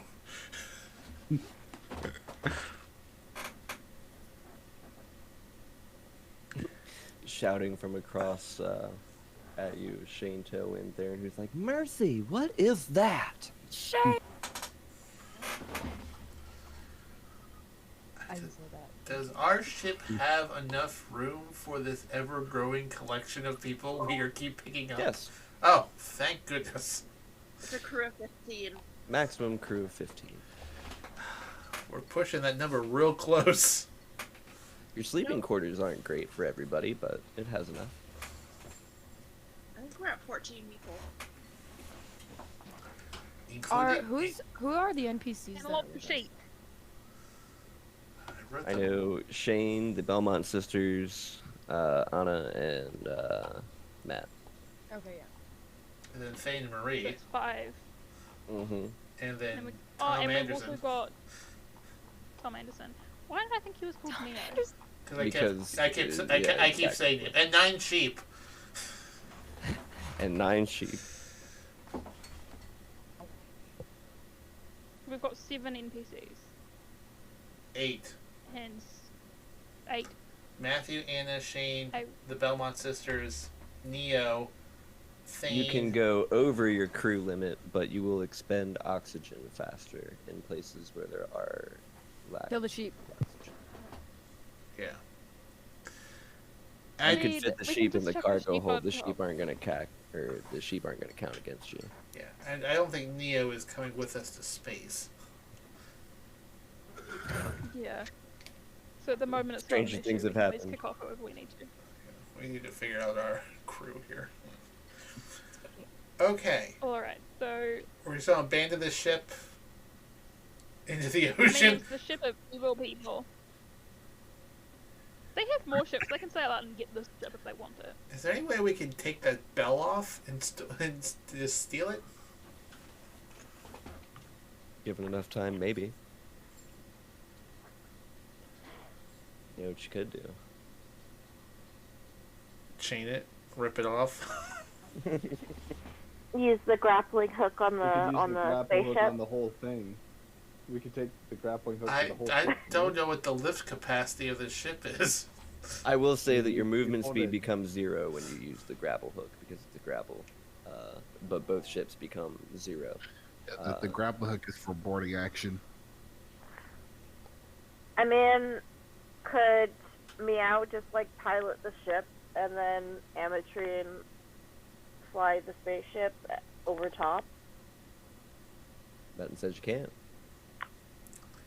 I mean, the spaceship doesn't go that fast. 35 feet fly speed. Yeah. And how fast does the ship go?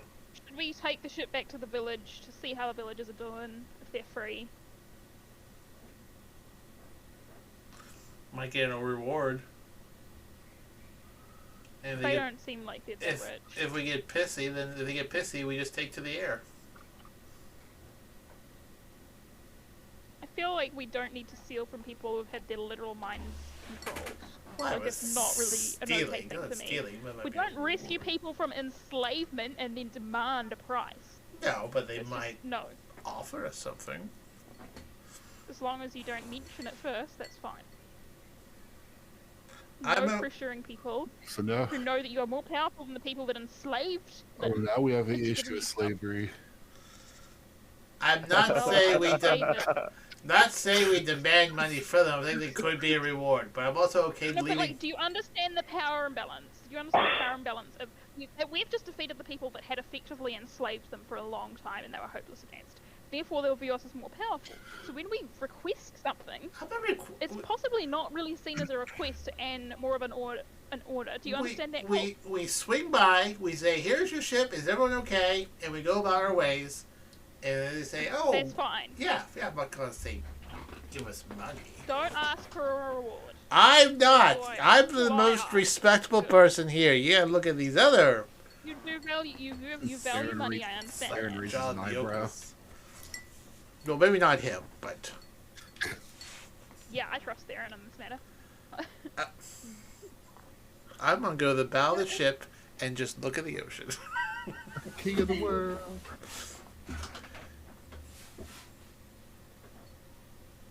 Yeah.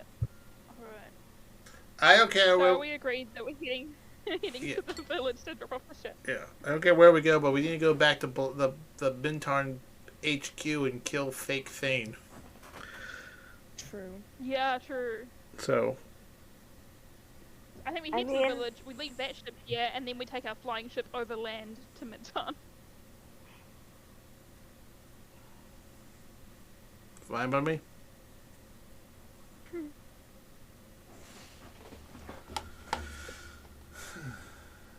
So, to make sure that I understand where we are physically at right now, is the ship at the cave, or is the ship in the center of the reef? It's at the center of the reef. Okay. Meow is going to yell out to Carl and ask if he got the message from the bow of the ship. And I'm hoping he hears me. And also, Hey, it's you. I've been like waiting around for you. It's like all friggin' day. What do you mean, message? Never mind. Don't worry about it. We were just checking on you, making sure. Oh, hey, I'm just saying. You know, if you called, I didn't hear it. Yeah, it's well, we at the bottom of this reef, we dealt with something pretty scary, pretty big. So if you and your buddies ever want to go down there and check it out, it should be safe now. Oh, no fooling, huh? Yeah, you think there's some more fish down there? Oh yeah, totally. There were some jellyfish. Hopefully there's another fish funnel going on. Oh yeah. So apparently turtles aren't a fan of the fish funnel. I wonder why. Why do you like the fish funnel so much? They don't. Hey, listen to you with the questions, huh? Hey, appreciate your help. And then he's gonna command another school of fish to kind of swim around him a little bit. And yeah, it's my friggin' day. You take care of yourself. What did you say your name was again? In between like gulps of fish. Oh, Daddy, you earned this, Daddy. Good guy. Oh my god. Wow. He's guzzling down more schools of fish. Yeah, I was just gonna walk away. This is the weirdest fucking thing. And just go sit down somewhere. So should we have a lot of people on that ship to help, like, navigate through the waters? I mean, at least a team of 4 plus Meow.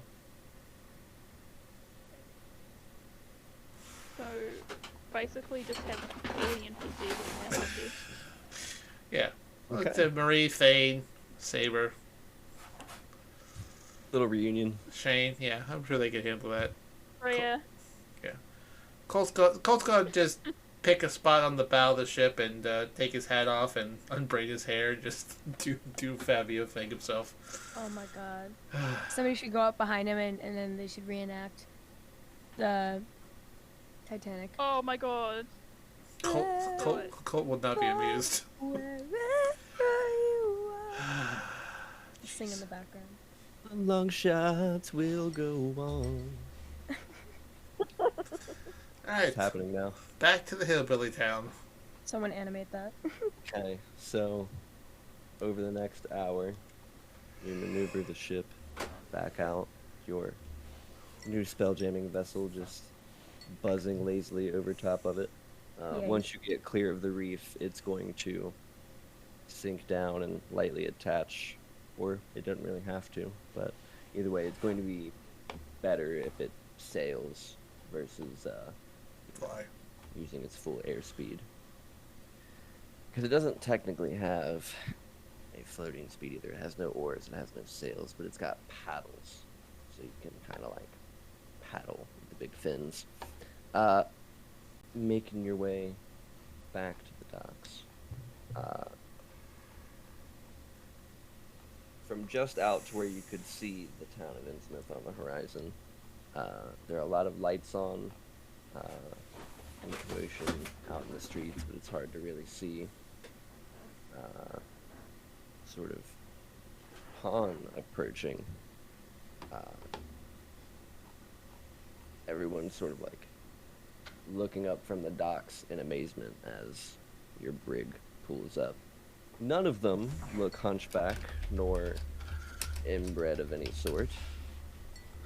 In fact, they all seem to be normal human beings.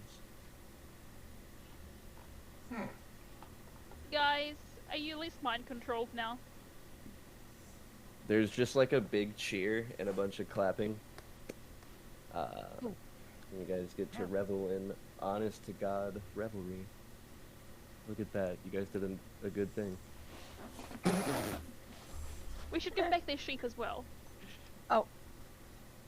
The first thing out of Meow's mouth is when are you gonna feed us? Yeah, we are not demanding anything from the recently enslaved people.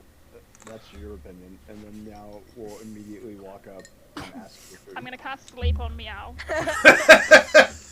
I mean, there's people trying to hand you their... They're what? Internet connection? Trying to hand you their megabits per second. There's people trying to hand you their baby. You're getting like loaves of bread shoved into your hand. Don't eat a baby, Meow. You guys have suffered enough. You don't need to give us anything. Meow disagrees wholeheartedly and says, "Please continue. Whatever you're going to give to her, just give to me." It's a huge... No, like, we don't want you to suffer anymore if you need that food. It's a huge throng of people who are just basically constantly like, "Oh my God, what can we do? How can we thank you? Thank you so much." And just like, there's just gold and small trinkets and just like whatever they have in their pockets. Just like, live a being good shoved and at happy Meow. life. Don't starve in the winter because you give us food and money. There's a few people in the crowd. You know, she's got a good point. But Yeah, like, I'm just kind of, like, you're a small fishing village that have not had a lot of time to, like, actually do your normal stuff, I imagine. You know, like, come to I think want of you it, guys most to of be able the to industry survive. in town went to feeding that thing. Exactly. We've got some of your sheep. Here's the... I don't know whose gold this was that got shoved on me. Have it back. And everyone... And I look at the party. Everyone is going to give back... I mean, you can keep, like, a loaf of bread if you want. But everyone's going to give back any gold or stuff that, like, people gave them because you guys... This village might struggle in the future and they need help, not to give away all their stuff because they're overwhelmed. Avacyn's just holding this baby like she doesn't know what to do with it. Mother has long since walked away and just like... we have a... Sorry, whose baby? Whose baby is this? There's a lady like about 4 rows back who just turns around and raises her hand. Like, Did you not want it? we don't need it as an offering. You're fine. Like I can keep it. I don't know why I have this. Yes, please take your baby back.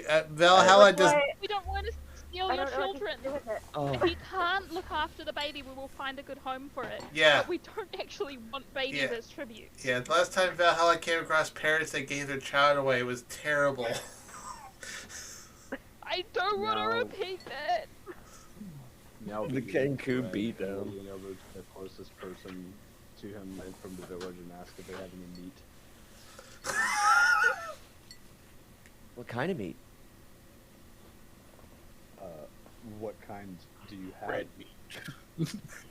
Meow, Belle's gonna come up behind Meow and try and start, like, pulling him away. Like, no, you don't require anything from these poor villagers whose lives have been destroyed the past few however long. Didn't you just have a hero feast? Yeah, it doesn't resist. Yeah, you literally just had a feast. We ate for an hour. Yeah, that we ultimately didn't use. Yeah, like, how are you hungry? We just had a whole feast. You didn't even fight. We just shot from the bow of the ship. Meow expends so many calories just moving his body. He needs constant nourishment. Okay? Alright. He's always hungry. Why don't we fly to Mintan and impose upon the literal tyrant who rules over and has lots of stuff to give? Don't they have like a Really ton of better food. like cannons and stuff from Mintarn in the town that they could maybe sell off, or did that all go into the cavern? Did we ever find out what actually happened to all those weapons and stuff? There wasn't a single battleship under there. Nor did you see the wreckage of any. I will highlight Okay, guys, that. suddenly we really need to get to Mintan. Like, really need to. As that was very quickly distracted, Meow will grab whatever food he can find right next to him and just shove it in his mouth. Somebody managed to get a ladle full of beef stew into your mouth. Guys, like, I don't want to be patronizing or anything, but I am sincerely worried that your, like, economy has suffered greatly from this whole incident. There's a bunch of, yeah, you're right. Yeah, it's been pretty bad. Yeah, you don't need to give us anything. We'll be paid by the Tyrant of Mintan. Don't worry. Will you save our economy? I will talk to the Tyrant of Mintan and see what she can do. During this discussion of capitalism and the birth of society, could we say that Colt maybe went off to the side, spoke to an authority figure to figure out that perhaps everything... I want to reiterate that this town has just been cleared of any sort of mental influence they had. Who they think is an authority figure right now is very subjective. There's no mayor or anything like that. Not right now. Not at the moment. So Cole ask around, quickly figure out that everything that Fake Thane said that he sent this way has not actually come this way. And then between everyone, like, okay, we need to go back. Would there be an opportunity to perhaps procure a few more fish suits to throw on board? Yeah, absolutely. Okay, I think Cole's going to quietly acquisition enough fish suits for everyone. Just wheel it on. Wheel it on board behind Valhalla as she's saying we should take anything from these people. There's just a safety dance music video line of people that are just following you no matter where you go in the city. Okay. Once they see you head towards the warehouse, they open the doors for you. Okay. You will eventually be like, suits, yeah, and they're like, oh, yeah. They'll hook you up.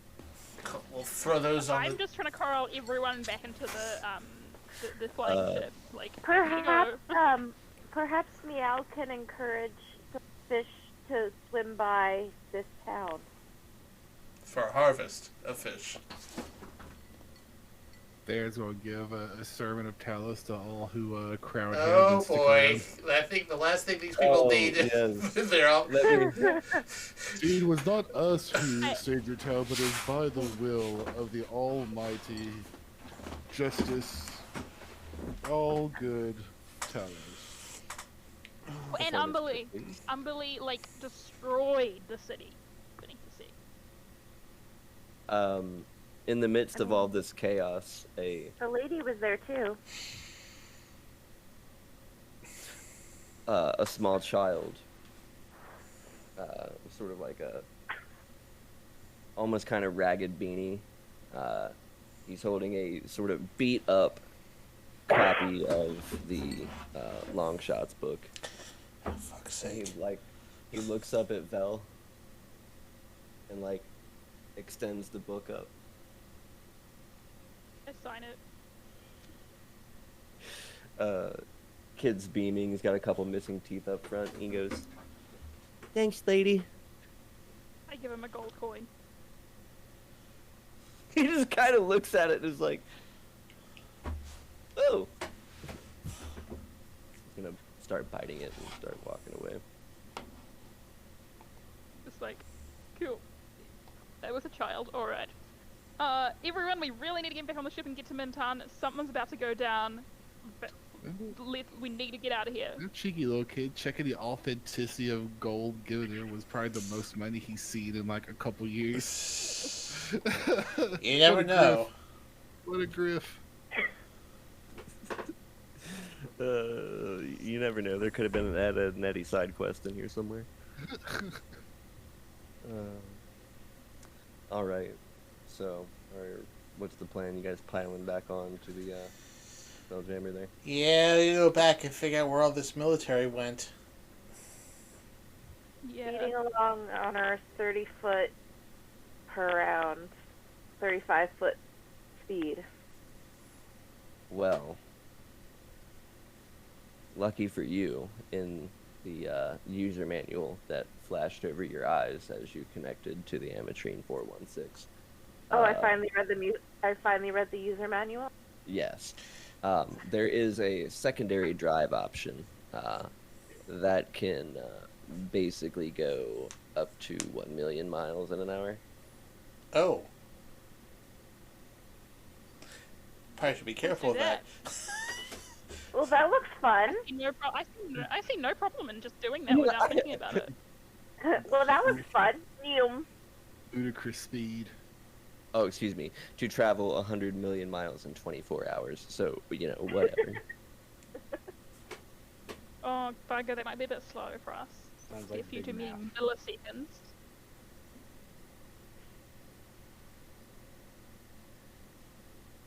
Off we go.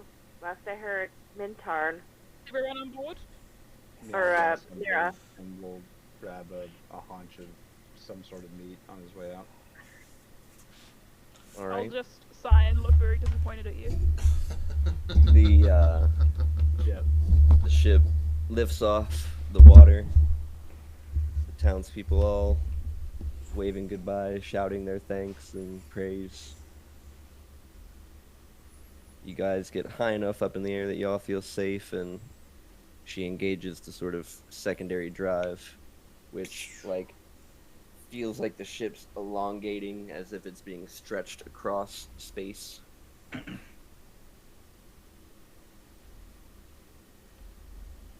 Do we wave at Bertrand's ship as we pass by? He still hasn't made it. Yeah, he's like what if? I mean, it was like what 3 days passed, 4 days. Now look, now that we've come full circle, I want you to realize why I opted so hard for you to take the ship the first time, so everybody would be there. So when you had this one, you could just switcheroo. We might have to pick him up. Amatrine, I need a Constitution save. Oh, as you can sort of begin to feel the cabling sparking over your spelljamming helm. I think I have one more inspiration left. That's better. 24. That is nice. As the cabling, for lack of a better term, short circuits and fries, you manage to unplug yourself at just the right moment to avoid any potential damage. The ship lurches forward at an incredible rate, to which you are not there to stop. And in the blink of an eye, Faerun is behind you. Beyond a silky silver, the seas of oblivion.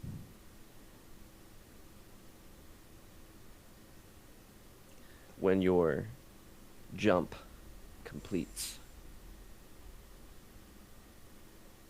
you are adrift.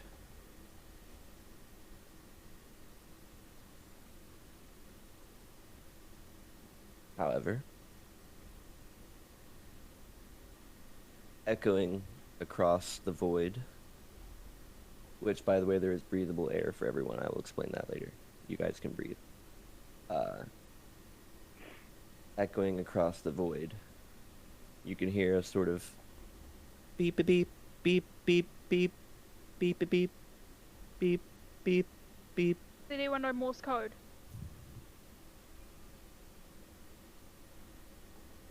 That's one language I don't know. That's not a D&D language.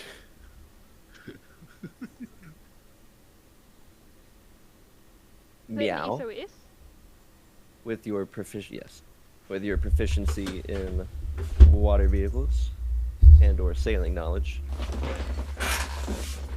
that's sort of a tone that would be played trying to signal a downed ship.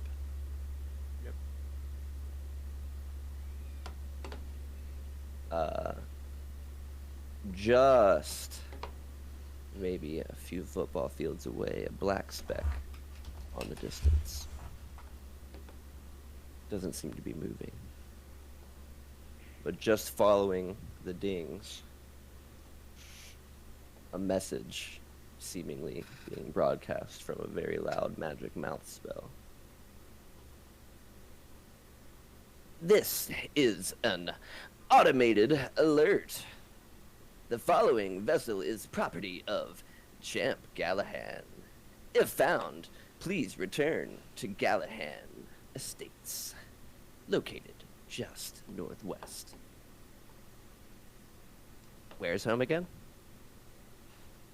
Oh God, I haven't been there in a while. Anyway, please return to Champ Gallahan.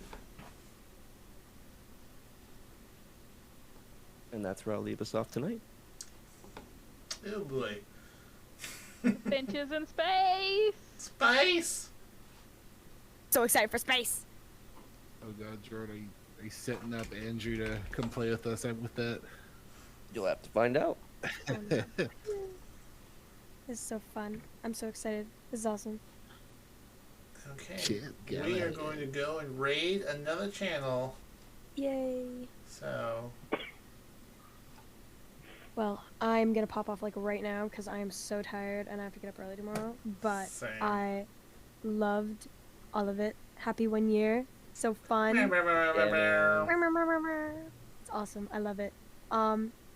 Level Up was a good present for that. I just realized.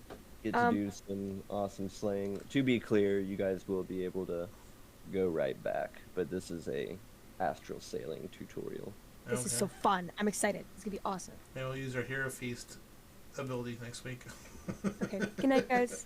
Night. Good night. Alright. We'll see you all next week.